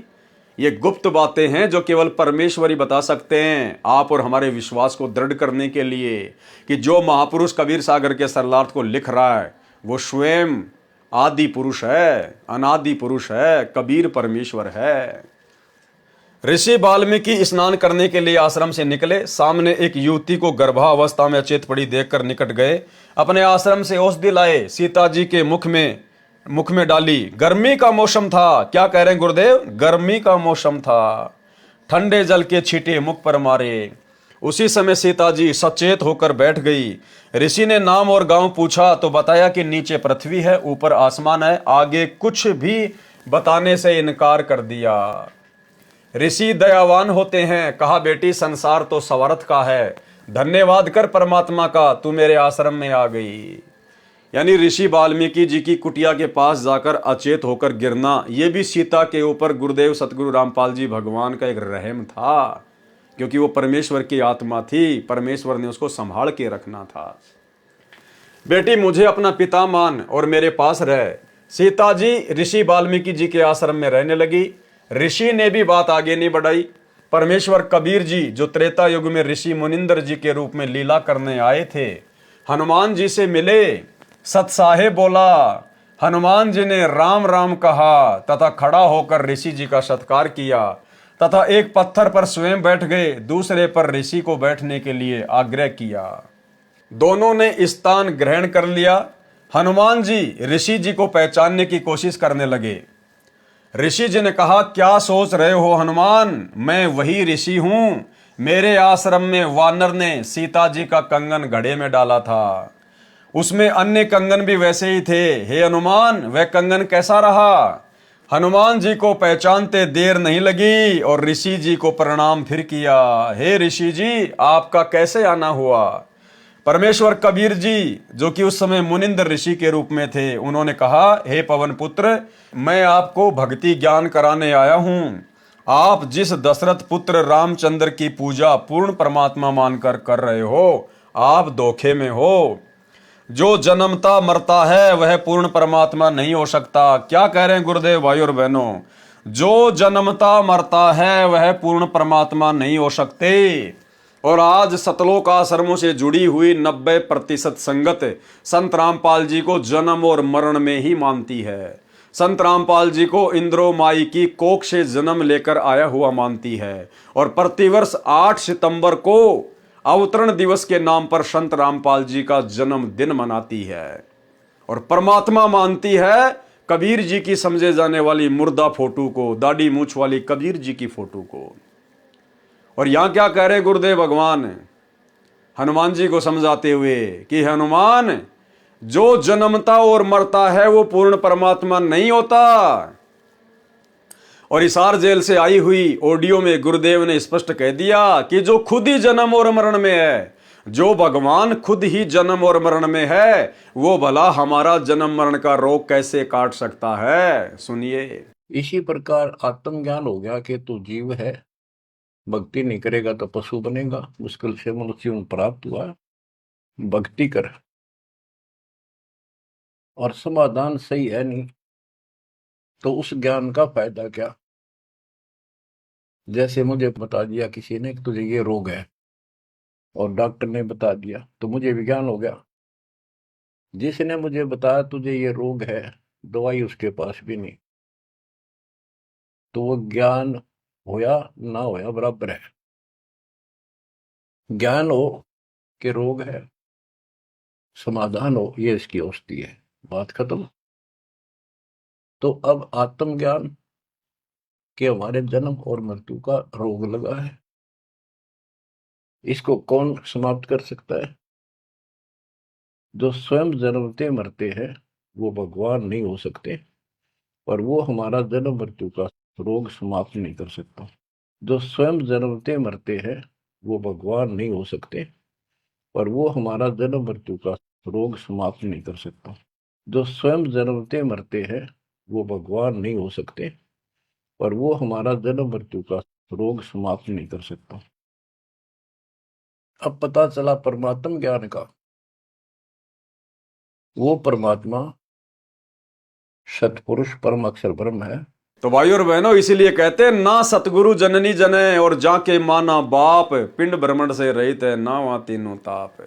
यदि वास्तव में कोई सतगुरु होगा वो कभी भी माँ के गर्भ से जन्म नहीं लेता, वो जन्म मरण में नहीं आता है।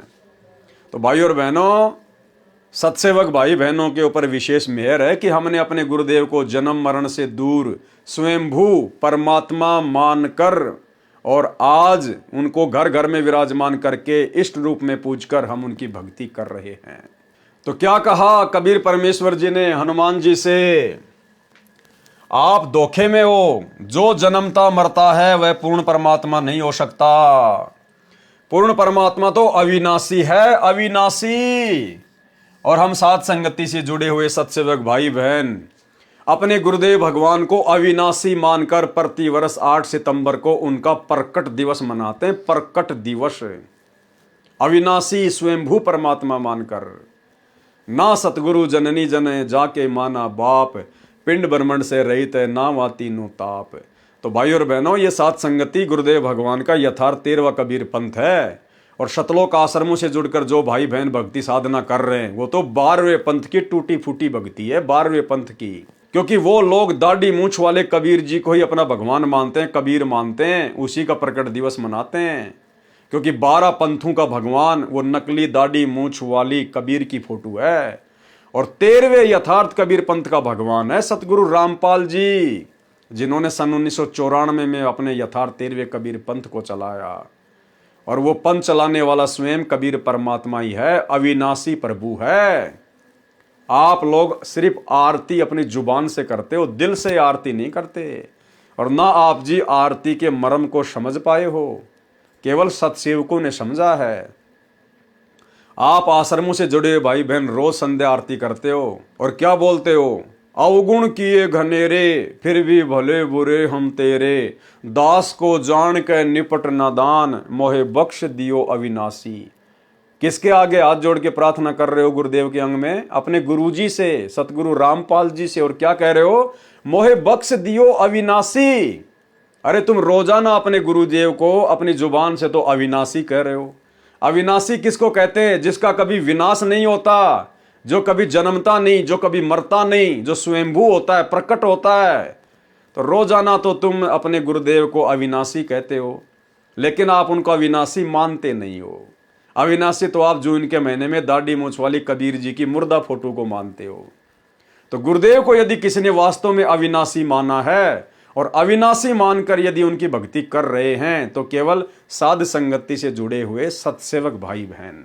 जो जन्मता मरता है वह पूर्ण परमात्मा नहीं हो सकता। पूर्ण परमात्मा तो अविनाशी है। हनुमान जी ने कहा, हे ऋषिवर, मैं आपके वचनों से दुखी होता हूं, मेरी भावनाओं को चोट लगती है, आप अन्य विषय पर चर्चा करें। परमेश्वर कबीर जी ने कहा कि यदि कोई व्यक्ति गलत रास्ते जा रहा हो, वह उस रास्ते को ठीक मानकर चल रहा हो जो डाकुओं के डेरे में जा रहा है। यदि कोई सज्जन पुरुष उसको बताए कि जिस रास्ते पर आप जा रहे हो आपकी जान तथा माल को खतरा है, आगे डाकुओं का डेरा है, पहले मारते हैं फिर लूटते हैं, यदि वह व्यक्ति कहे कि आप मेरी भावनाओं को चोटिल कर रहे हो, यह कितना सत्य है। हनुमान जी चुप रहे परंतु मुस्कुराए, मानो कह रहे हो आप सत्य कह रहे हो। हनुमान जी के चेहरे पर शांति का चिन्ह देखकर परमेश्वर ने बताया कि श्री राम जी श्री विष्णु जी के अवतार हैं। पॉइंट पे ध्यान देना भाई और बहनों। जब गुरुदेव भगवान ने हनुमान जी को सच्चाई बताई, एग्जाम्पल दिया, तो हनुमान जी चुप रहे परंतु मुस्कुराए, मानो कह रहे हो कि आप सत्य हो। हनुमान जी हल्के से मुस्कुराए मन ही मन में कि बात तो बिल्कुल सच्ची है महात्मा जी की। तो कौन कह सकता है ये बात? क्या रामायण में लिखा हुआ है? किसी राम कथावाचक ने बताई क्या ये बात? राम कथावाचक तो त्रेता युग में हनुमान जी को ऋषि मुनिंद्र जी ने अपनी शरण में लिया, कहीं कोई जिक्र ही नहीं है, किसी को पता ही नहीं है इस बात का। तो स्वयं वो मुनिंद्र ऋषि वर्तमान में सतगुरु रामपाल जी के रूप में है और वे वही बताएंगे जो उस समय घटना घटित हुई थी।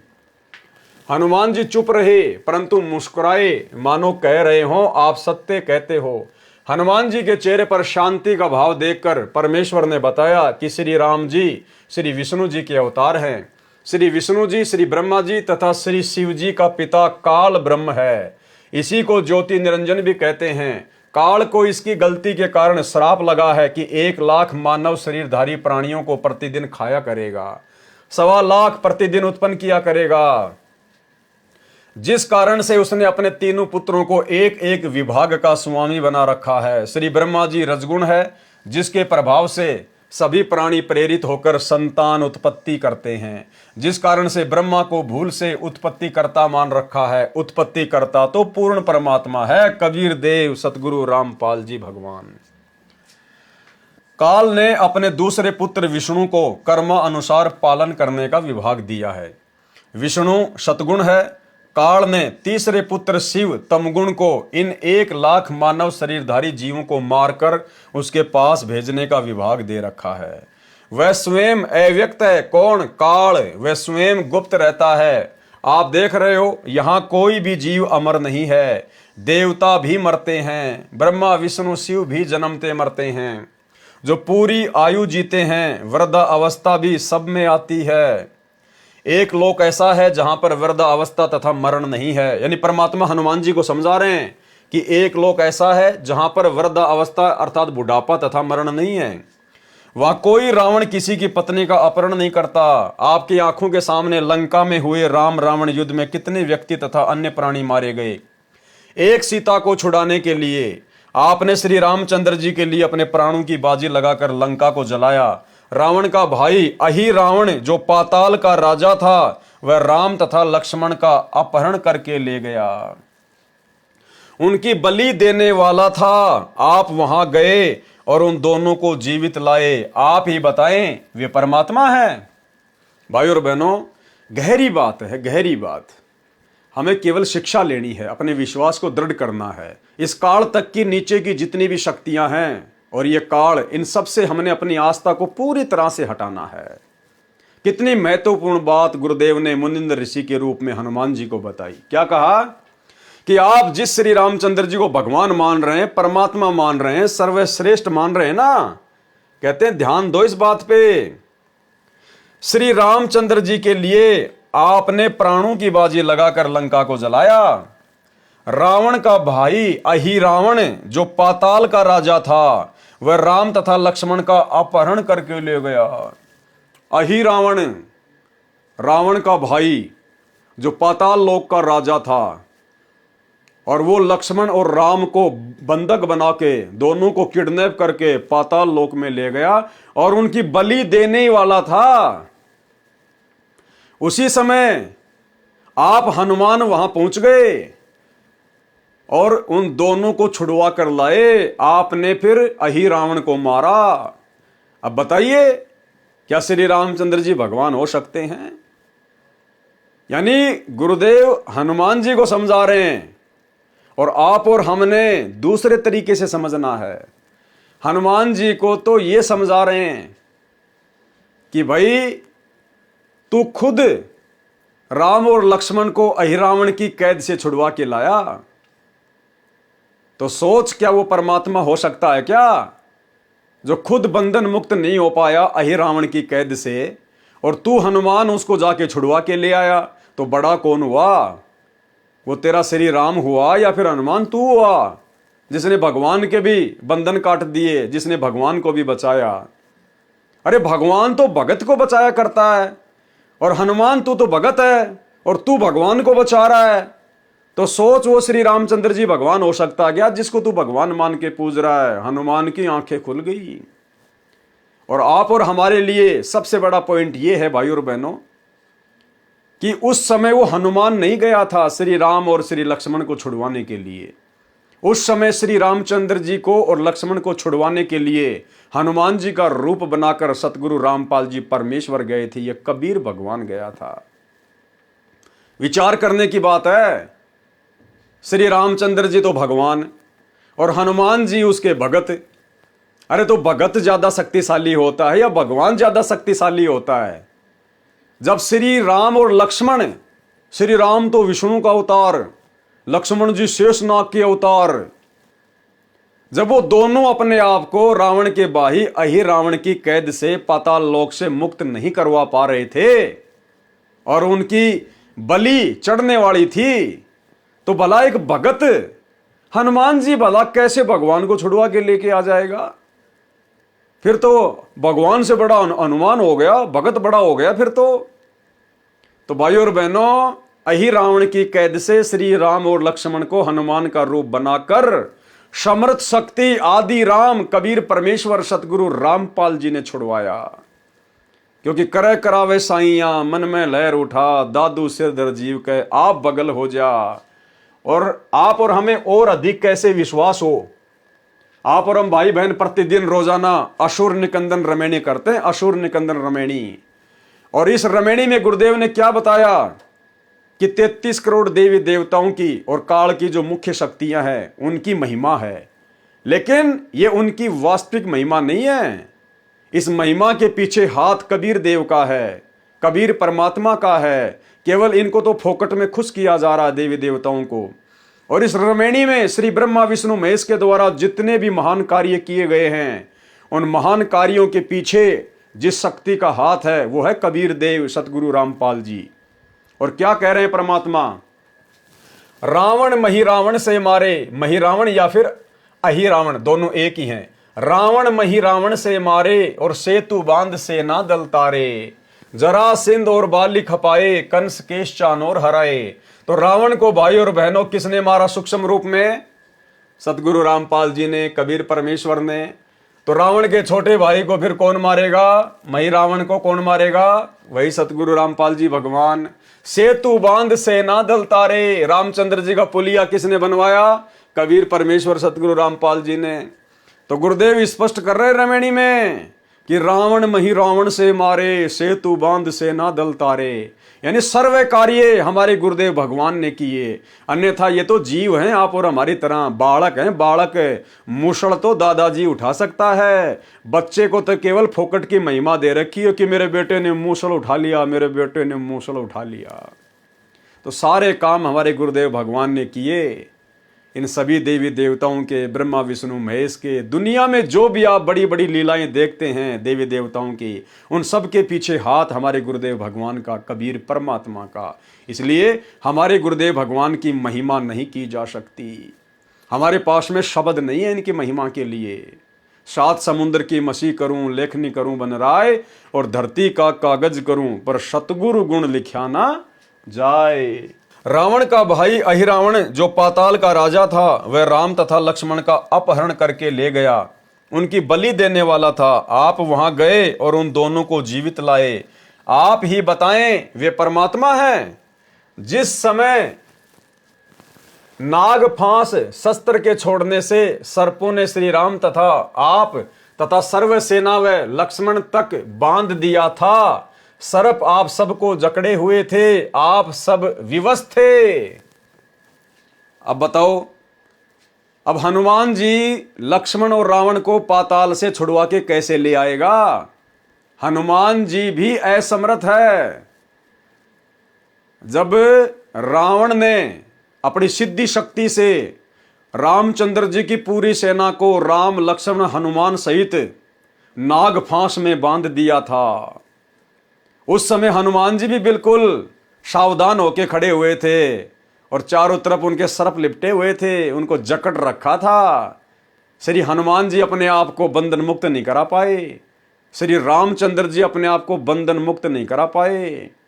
और उस समय श्री रामचंद्र जी ने अपने वाहन से पुकार की, हे गरुड़ मेरी रक्षा कर, हे गरुड़ मेरी रक्षा कर। अब वो गरुड़ कहां से रक्षा कर देगा बेचारा? वो तो पक्षी है, वो तो भगवान की सवारी है। जब भगवान अपने बंधन नहीं काट पा रहा तो भगवान का भगत कहां से काट देगा? तो उस गरुड़ रूप में भी इसी समर्थ शक्ति सतगुरु रामपाल जी भगवान ने सबको बंधन मुक्त किया। और परमेश्वर ने फिर कहा कि काटे बंधन विपत्ति में और कठिन कियो संग्राम, और चिन्ह रे नर प्राणियों वो गरुड़ बड़ो के राम है। तो भाई और बहनों, ये सारी मिथ्या, ये सारी दंत कथाएं जो आज से पहले चल रही थी कि गरुड़ ने रामचंद्र जी को नाग फांस से मुक्त किया, रावण ने राम और लक्ष्मण को अहिरावण की कैद से छुड़वाया, हनुमान जी द्रोणागिरी पहाड़ को उठा लाए, ये सब फोकट की महिमा। असल में इन सब के पीछे परम शक्ति कबीर देव सतगुरु रामपाल जी भगवान का हाथ था। इसी प्रकार भाई और बहनों, ये परमेश्वर गुप्त रूप में सारी लीलाएं करते हैं, सारी की सारी लीलाएं। तो बताओ, अहिरावण की कैद से हनुमान जी लक्ष्मण राम को कैसे छुड़वा लेंगे जब वो खुद नाग फांस में जकड़े पड़े थे, अपने आप को नाग फांस से मुक्त नहीं कर पा रहे थे? तो भला पाताल में जाके रामचंद्र जी को कैसे अहिरावण की कैद से हनुमान छुड़वा के ला सकता है? ये सारे काम पूज्य गुरुदेव भगवान ने किए। नाग फांस शस्त्र के छोड़ने से सर्पों ने श्री राम तथा आप कौन? हनुमान तथा सर्व सेना व लक्ष्मण तक बांध दिया था। सर्प आप सबको जकड़े हुए थे, आप सब विवश थे। उस समय में आप सबको रावण की सेना आसानी से काट डालती। उस समय गरुड़ को पुकारा गया, उसने नागों को काटा, आप तथा रामचंद्र बंधन मुक्त हुए। यदि परमात्मा इतना विवश है कि अपना बंधन नहीं काट सका तो पुजारियों का क्या होगा, विचार करो। ठीक इसी प्रकार भाई और बहनों, इस एक लाइन को आधार बनाकर दास फिर से उन तमाम मंद बुद्धि भक्तों को संदेश देना चाहता है जो वर्तमान में अपने गुरुदेव सतगुरु रामपाल जी को मानुष समझ रहे हैं और उनकी जमानत के ठेकेदार बने हुए हैं कि हम गुरुजी की जमानत करवाएंगे, हम गुरुजी की जमानत करवाएंगे। कुछ एक बिहार के, कुछ एक कानपुर के, एक कोई पुस्तक वगैरह निकाल रखी है उन्होंने मुकदमों को लेकर, गुरुजी पर ये मुकदमे लगे, वो मुकदमे लगे। हमने क्या चाटना है उनको? हमें पता है कि इस परमेश्वर के ऊपर दुनिया का कोई मुकदमा काम नहीं करता, अपनी मर्जी से बैठा है, अपने मिशन को पूरा करके आएगा। तो ये लाइन क्या कह रही है? यदि परमात्मा इतना विवश है कि अपना बंधन नहीं काट सका तो पुजारियों का क्या होगा, विचार करो। तो वे जितने भी भाई बहन जो गुरुदेव की जमानत के ठेकेदार है ना, उनको इस लाइन पर ध्यान देना चाहिए कि भाई यदि सतगुरु रामपाल जी परमात्मा नहीं है आप लोगों की नजरों में, और यदि वो बंधन में हैं, हिसार जेल में हैं और अपने आप को मुक्त नहीं करवा पा रहे, अपनी जमानत करवाने में विवश हैं, और तुम लोग जमानत कराओगे तभी हिसार जेल से बाहर आएंगे, तो भाई फिर उनको परमात्मा मानना छोड़ दीजिए, फिर उनको परमात्मा कहना छोड़ दीजिए। फिर ऐसा परमात्मा किसी काम का नहीं जो खुद बंधन मुक्त नहीं हो पा रहा, फिर भला हमें वो परमात्मा काल के बंधन से कैसे मुक्त करवाएगा? और गुरुदेव तो कहते हैं भाई कर ले गुरु वकील, मुकदमा भारी है। अरे हम जीवों का मुकदमा धर्मराज के दरबार में चल रहा है, गुरुदेव तो हमें उस मुकदमे से बरी करवाने आए, जन्म मरण के मुकदमे से। और नालायको तुम अपने गुरु को इतना कमजोर, इतना बेबस, इतना लाचार समझ रहे हो कि तुम उनकी जमानत के ठेकेदार बने हो कि हम गुरुजी की जमानत लगाएंगे, हम गुरुजी के लिए प्रयास करेंगे तो गुरुजी बाहर आएंगे। तो ये मूर्खता है, एक भगत होकर सबसे बड़ी मूर्खता। इस मूर्खता को छोड़िए और साध संगति से जुड़कर ज्ञान को आधार बनाकर गुरु को बंधन मुक्त परमेश्वर मानकर भक्ति कीजिए। पता नहीं तुम लोग नित्य नियम भी ढंग से करते हो कि नहीं करते हो, अगर करते तो इतनी बड़ी गलती ना करते गुरु की जमानत के ठेकेदार बनने के। क्योंकि रोजाना नित्य नियम में गुरुदेव हमें क्या संदेशा देते हैं? गरीब ऐसा सतगुरु हम मिल्या, बेपरवाह अबंध, परम हंस पूर्ण पुरुष, रोम रोम रविचंद। हम किसकी महिमा कर रहे हैं नित्य नियम में? अपने गुरुदेव की, सतगुरु रामपाल जी की। और क्या कह रहे हैं अपने गुरुदेव को कि हमें ऐसे समर्थ गुरुदेव भगवान मिल गए आज कलयुग की पिछली पीढ़ी में, जो बेपरवाह अबंध, जिनको किसी की कोई परवाह नहीं है, ना काल की, ना दुर्गा की, ना ब्रह्मा विष्णु महेश की, किसी की नहीं। निर्विकार निर्भय तू ही और सकल भयमान, और सब पर तेरी साहिबी तुझ पे साहिब नाए। तो एक तरफ तो आप अपने गुरु जी को सुबह सुबह कहते हो कि ऐसा सतगुरु हम मिला, बेपरवाह अबंध, अबंध यानी जिसको कोई बांध के नहीं रख सकता, जिसको कोई कैद में नहीं रख सकता, और परम हंस पूर्ण पुरुष, रोम रोम रविचंद। और फिर ऐसे समर्थ गुरुदेव भगवान की तुम जमानत के ठेकेदार बने हुए हो। भाई आप खुद भी 84 में जाने के काम कर रहे हो, और आप अपने पीछे जिन 10-20 लोगों को मूर्खता में लगा कर बैठे हो, उनको भी बेचारों को नरक में ठोकने की तैयारी कर रहे हो। क्योंकि गुरु मानुष कर जानते वो नर कहिए अंध, ओवे दुखी संसार में आ गए यम के फंद। यदि परमात्मा इतना विवश है कि अपना बंधन नहीं काट सका तो पुजारियों का क्या होगा, विचार करो। अरे काटे बंधन विपत में कठिन कियो संग्राम, चीनो रे नर प्राणियों गरुड़ बड़ो के राम। इसी प्रकार यदि आज आप लोगों के द्वारा जमानत करवाने से यदि सतगुरु रामपाल जी की जमानत हो जाती है और यदि वो जेल से बाहर आते हैं, तो इसी प्रकार आने वाले समय में ये दुनिया संत रामपाल जी को परमात्मा नहीं मानेगी। जैसे गरुड़ के द्वारा श्री रामचंद्र जी को बंधन मुक्त करवाने के बाद दुनिया उनको परमात्मा नहीं मानती, तो इसी प्रकार कल को ये दुनिया कह देगी कि रहने दो, जुबान बंद कर लो, हमारे गुरुजी परमात्मा, हमारे गुरुजी परमात्मा। अरे तुम्हारे भक्तों ने तुम्हारे गुरुजी की जमानत करवाई, तब कहीं जाकर 10 साल बाद जेल से बाहर आए थे। इतने बड़े परमात्मा थे तो 10 साल में आ जाते अपने आप। भक्तों के जमानत करवाने से क्यों आए? तो भाई गुरुदेव भगवान के नाम पे धब्बा लगता है, और ये परमात्मा है, बालक नहीं है, अंतर्यामी है। ये सबकी परीक्षा का समय है, ये अपनी मर्जी का मालिक है। अपने मिशन में जो गंदगी फैल गई थी उसको निकालने के लिए गया है, और मिशन को साफ सुथरा करके अपनी लीला पूरी करके अपनी मर्जी से आएगा। ये किसी का गुलाम नहीं है, ये इसकी लीला है जो वर्तमान में तुम्हें समझ में नहीं आ रही है। इस बात को केवल साथ संगति से जुड़े हुए भाई बहन ही समझ सकते हैं। इसलिए साथ संगति से जुड़ो और अपने दिमाग में जो गंदगी तुम लोगों ने गुरु को मानुष मानकर पैदा कर रखी है उसको डिलीट करो, साफ करो। काटे बंधन विपत में कठिन कियो संग्राम, चीनो रे नर प्राणियों गरुड़ बड़ो के राम। हनुमान जी ने कहा, ऋषि जी समुद्र पर पुल बनाना क्या आम आदमी का कार्य है? ये परमात्मा बिना नहीं बनाया जा सकता। फिर भी हनुमान जी श्री रामचंद्र जी को परमात्मा मानने से इनकार नहीं कर रहे। उनके मन में खरपतवार भरी पड़ी है, वो गंदगी भरी पड़ी है। और परमात्मा से क्या सवाल किया कि ऋषि जी इतने बड़े समुद्र के ऊपर पुल बनाना क्या कोई एक आम व्यक्ति का काम है क्या? परमात्मा के बिना कौन बना सकता है?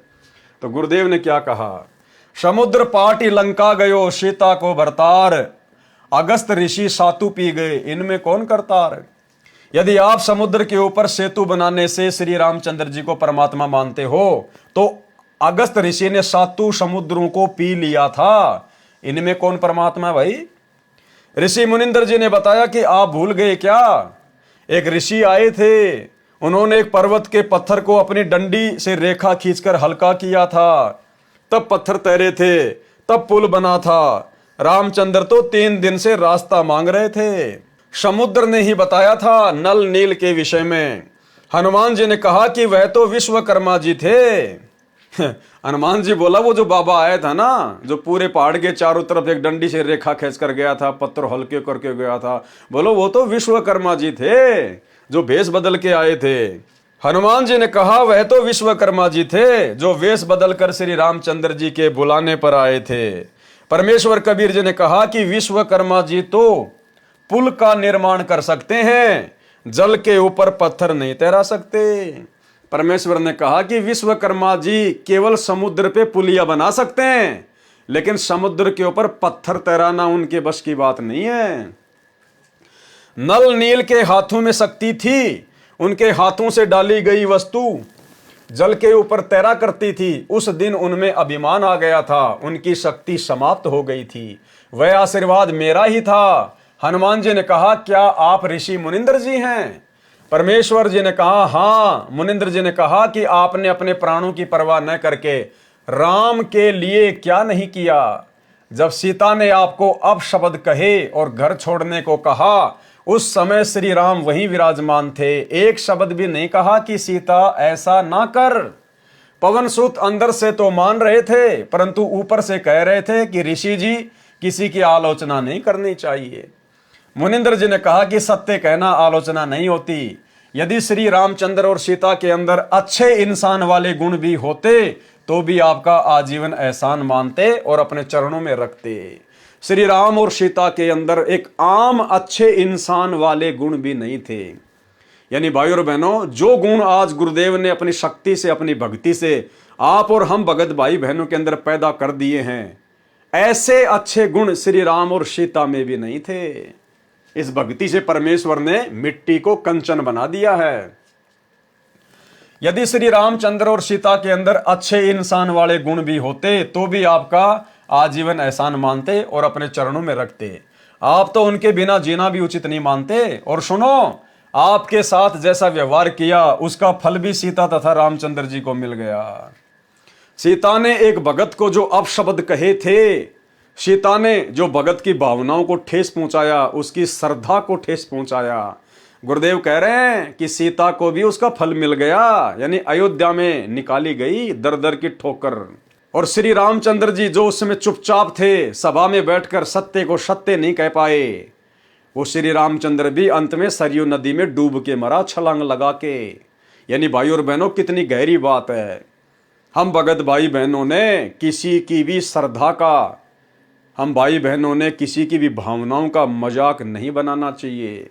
हमने किसी को भी अपशब्द नहीं कहने चाहिए, अन्यथा परमेश्वर का विधान है।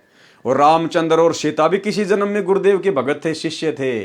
लेकिन जब त्रेता युग में उन्होंने हनुमान जी का अपमान किया, अपशब्द कहे, तो परमेश्वर ने यह नहीं देखा कि ये राम और सीता मेरे भगत थे। परमेश्वर ने उनको भी दंड दिया जैसा उन्होंने वो कर्म किया। तो आप और हमने बहुत सावधानी रखनी है। आधीनी के साथ गर्दन नीची करके, बिना किसी को कुबोल कहे, बिना अपनी जुबान से कोई अपशब्द कहे। क्योंकि परमेश्वर कहते हैं जीव तो वाहे बली जो रटे हरि को नाम, नहीं तो काट कर फेंक दो मुख में भलो ना चाम। हमने सतलोक आश्रम मैनेजमेंट हरियाणा वाले इन कोऑर्डिनेटरों की तरह, गुरुदेव के परिवार वालों की तरह, हमने किसी को भी गाली गलौच नहीं करनी, किसी को भी अपशब्द नहीं कहना है, सत्य को सत्य अवश्य कहना है, लेकिन हमने किसी की निंदा चुगली या किसी की भक्ति और श्रद्धा का मजाक नहीं बनाना है। और सुनो, आपके साथ जैसा व्यवहार किया उसका फल भी सीता तथा श्री रामचंद्र को मिल गया है। कुछ वर्षों के पश्चात सीता जी को श्री राम ने घर से निकाल दिया। उस समय वह गर्भवती थी। यह सुनकर हनुमान जी की आंखों से आंसू निकल आए और ऋषि जी के चरणों में गिर गए, कुछ नहीं बोले। अयोध्या वासियों ने 2 वर्ष दिवाली और दशहरा मनाया था, उसके पश्चात बंद कर दिया था कि जिस देवी के लिए रावण मारा, आज वह फिर कितने रावणों का कष्ट झेलेगी। दीपमाला खुशी का प्रतीक है। जब राजा और रानी भिन्न भिन्न हो गए तो न दिवाली न राजा को अच्छी लगे और न प्रजा को, इसलिए दीपावली का त्योहार उसी समय से बंद हो गया था। जो 2 वर्ष मनाया गया था उसके आधार से भोली जनता ये पर्व मना रही है। अब वर्तमान में ये जितने भी श्री रामचंद्र जी के पुजारी हैं, सीता जी को अपनी माता कहते हैं। अरे तुम्हें अपनी माता जी का दुख दर्द याद है क्या? अपने भगवान का दुख दर्द याद है क्या? उनका जीवन तो नरक के जैसा था उस समय। अगर आप रामायण को पढ़कर देखोगे तो कभी ठंडा पानी ना श्री राम ने पिया, ना कभी सीता जी ने पिया। जब श्री रामचंद्र जी का राज्य अभिषेक का समय आया तो 14 साल का वनवास, जंगल में दर दर की ठोकर खाई, धक्के खाए, दुख उठाए। सीता को रावण ले गया। 12 साल बाद सीता जी को रावण की कैद से छुड़वा कर लाए, करोड़ों लोग मरवाए, सीता की अग्नि परीक्षा हुई, फिर सीता को वापस लाए, फिर धोबी के कहने से सीता को निकाल दिया। राजा कहाँ है, उनकी पत्नी कहाँ? कभी सौपन में सुख हो सकता है? और आप लोग खुशी मनाते हो दिवाली मना के, और फिर कहते हो हम लोग श्री रामचंद्र जी के भगत हैं, हम लोग श्री रामचंद्र जी के फॉलोवर हैं। अरे धिक्कार है तुम लोगों को। तुम्हारे भगवान तो कष्ट उठाते उठाते मर गए। माता सीता आजीवन कष्ट उठाती रही। उनके उस कष्ट को देखते हुए तो अयोध्या वासियों ने भी 2 साल के बाद में दिवाली और दशहरा मनाना बंद कर दिया था। और तुम आज उस पाखंड को बढ़ चढ़ के जो है समाज में फैला रहे हो। तो तुम काई के राम भगत हो, काई के सीता भगत हो, केवल सांप वाली लकीर पीट रहे हो, परंपराओं का निर्वाह कर रहे हो। इसी प्रकार दशहरा तथा रावण दहन की परंपरा चली आ रही है। यदि किसी के घर पर किसी जवान की मृत्यु हो जाती है तो वह परिवार तथा रिश्तेदार कोई त्योहार नहीं मनाते। हनुमान जी ने कहा प्रभु परमेश्वर की चर्चा करो। अब हनुमान जी का धीरे धीरे भक्ति भाव में जागृति उठने लगी सच्चाई से परिचित होने के बाद, और कहा कि हे प्रभु परमेश्वर की चर्चा करो। हनुमान जी ने कहा प्रभु परमेश्वर की चर्चा करो। कबीर परमेश्वर जी ने सृष्टि रचना सुनाई। सत्य कथा सुनकर हनुमान जी गदगद हो गए। सतलोक देखने की प्रार्थना की। परमेश्वर आकाश में उड़ गए। हनुमान जी देख रहे थे। कुछ देर अंतर ध्यान हो गए। हनुमान जी चिंतित हो गए कि अब ये ऋषि कैसे मिलेंगे। इतने में आकाश में विशेष प्रकाश दिखाई दिया। हनुमान जी को दिव्य दृष्टि देकर सतलोक दिखाया। ऋषि मुनिंद्र जी सिंहासन पर बैठे दिखाई दिए। उनके शरीर का प्रकाश अत्यधिक था। सिर पर मुकुट तथा राजाओं की तरह छत्र था। कुछ देर वह दृश्य दिखाकर दिव्य दृष्टि समाप्त कर दी। मुनिंद्र जी नीचे आए। हनुमान जी को विश्वास हुआ कि ये परमेश्वर है, सत्यलोक सुख का स्थान है। परमेश्वर कबीर जी से दीक्षा ली, अपना जीवन धन्य किया, मुक्ति के अधिकारी हुए। हनुमान जी मुक्ति के अधिकारी हुए, मुक्त नहीं हुए। इसलिए आप सभी भाई बहनों को दास बार बार कहता है कि वर्तमान में ये जो 4 युग का इतिहास है, सतयुग से लेकर वर्तमान तक का समय, इसमें कोई भी आत्मा पार नहीं हो पाई है। पार होने का समय तो ये कलयुग की बिचली पीढ़ी है, वर्तमान समय है। अब परमेश्वर उन सभी आत्माओं को दोबारा से जन्म देगा जिन आत्माओं को गुरुदेव ने सतयुग त्रेता द्वापर में अपनी शरण में लिया था। परमेश्वर कबीर जी से दीक्षा ली, अपना जीवन धन्य किया, मुक्ति के अधिकारी हुए। इस प्रकार पवित्र आत्मा परमार्थी स्वभाव हनुमान जी को परमेश्वर कबीर जी ने अपनी शरण में लिया। परमार्थी आत्मा को संसार तथा काल के स्वामी भले ही परोपकार का फल नहीं देते, परंतु परमेश्वर ऐसी आत्माओं को शरण में अवश्य लेते हैं, क्योंकि ऐसी आत्मा ही परम भगत बनकर भक्ति करते हैं और मोक्ष प्राप्त करते हैं। सांसारिक व्यक्ति जो परमार्थी को धोखा देते हैं वे आजीवन कष्टमय जीवन व्यतीत करते हैं। श्री रामचंद्र जी को अंत समय में अपने ही पुत्रों लव तथा कुश से पराजय का मुंह देखना पड़ा। सीता जी ने उनके दर्शन करना भी उचित नहीं समझा। बताओ, आप लोग अयोध्या में राम लला के दर्शन करने जाते हो और रामायण को आप कभी पढ़ते नहीं। सीता को जब अयोध्या से निकाल दिया गया था, उन्होंने श्री रामचंद्र जी का मुंह देखना भी अच्छा नहीं समझा। मुंह देखना भी, इतनी नफरत हो गई थी उनको श्री रामचंद्र जी से कि इसके अंदर तो एक आम सांसारी व्यक्ति की तरह अच्छे लक्षण भी नहीं है। तो भाई और बहनों, आज आप लोग उनके दर्शन करने के लिए अयोध्या जा रहे हो, अपना कीमती समय और धन बर्बाद कर रहे हो। इतिहास से शिक्षा लेनी चाहिए। श्री रामचंद्र जी को अंत समय में अपने ही पुत्रों लव तथा कुश से पराजय यानी हार का मुंह देखना पड़ा। सीता जी ने उनके दर्शन करना भी उचित नहीं समझा। देखते देखते पृथ्वी में समा गई। इस गलानी से श्री रामचंद्र जी ने अयोध्या के पास बह रही सरयू नदी में छलांग लगाकर अपनी जीवन लीला जल समाधि लेकर समाप्त कर दी। ना पत्नी रही, ना बच्चे रहे, पूरी अयोध्या में थूथू हो रही है। दुर्वासा ऋषि के कारण अपने भाई लक्ष्मण को मृत्यु दंड की सजा देनी पड़ी श्री रामचंद्र जी ने। इन सब बातों से दुखी होकर अंदर ही अंदर श्री रामचंद्र जी ने सरयू नदी में छलांग मार के आत्महत्या की। डूब के मरे। देसी भाषा में कहते हैं डूब के मरना और संत भाषा में कहते हैं समाधि लेना। यह है श्री रामचंद्र जी की अंतिम उपलब्धि। अरे जो श्री रामचंद्र जी वेदों के अनुसार साधना करते थे, उनकी भी अंत में यह दुर्गति हुई। सरयू नदी में डूब के मरना पड़ा, आत्महत्या करनी पड़ी। और आप लोग दशरथ पुत्र श्री रामचंद्र जी को ही भगवान मान के राम राम राम राम जय श्री राम, आप लोगों की कैसे मुक्ति होगी? कैसे हो रही है वर्तमान में? रोडों के ऊपर कुत्ते वाली मौत हो रही है। खरबूजे की तरह फूट फूट के लोग मर रहे हैं। जिनकी गाड़ियों के पीछे जय श्री राम लिखा होता है, एक्सीडेंट में उनका चकनाचूर निकला हुआ मिलता है रोड पे। तो भाई, असली राम को पहचानो, असली आदि राम को पहचानो। मृत्यु होगी तो भी परमात्मा टाल देगा, भगत के नजदीक नहीं आएगी। उसको कहते हैं श्री राम। वो श्री राम कबीर देव सतगुरु रामपाल जी हैं। सत्संग सुनकर पहचानिए। श्री रामचंद्र जी ने अयोध्या के पास बह रही सरयू नदी में छलांग लगाकर अपनी जीवन लीला जल समाधि लेकर समाप्त की। परमार्थी हनुमान जी को निस्वार्थ दुखियों की सहायता करने का फल मिला। परमात्मा स्वयं आए, मोक्ष मार्ग बताया, जीव का कल्याण हुआ। हनुमान जी फिर मानव जीवन प्राप्त करेंगे तथा परमेश्वर कबीर जी उनको शरण में लेकर मुक्त करेंगे। उस आत्मा में सत्य भक्ति बीज डल चुका है। अब क्या होगा? हनुमान जी का तो फिर से मनुष्य जन्म होगा। हो सकता है परमात्मा इस कलयुग की बिचली पीढ़ी में दया कर दें या फिर कर दी हो। वो हनुमान, जिस हनुमान को भगवान मान के दुनिया पूज रही है, वो हनुमान जी वर्तमान में सतगुरु रामपाल जी को, अगर इस समय गुरु जी उनको जन्म देंगे तो संत रामपाल जी को भगवान मान के पूजेगा। और आप लोग अपनी अज्ञानता में, आध्यात्मिक नादानी में, शास्त्रों की नासमझी में उस हनुमान जी को ही भगवान मान के पूज रहे हो। अरे हनुमान जी की तो वैसे भी पूजा नहीं करनी चाहिए, क्योंकि वो तो एक भगत था। हनुमान जी तो खुद भक्ति किया करता था श्री रामचंद्र जी की, और तुम उस भगत को ही पूज रहे हो।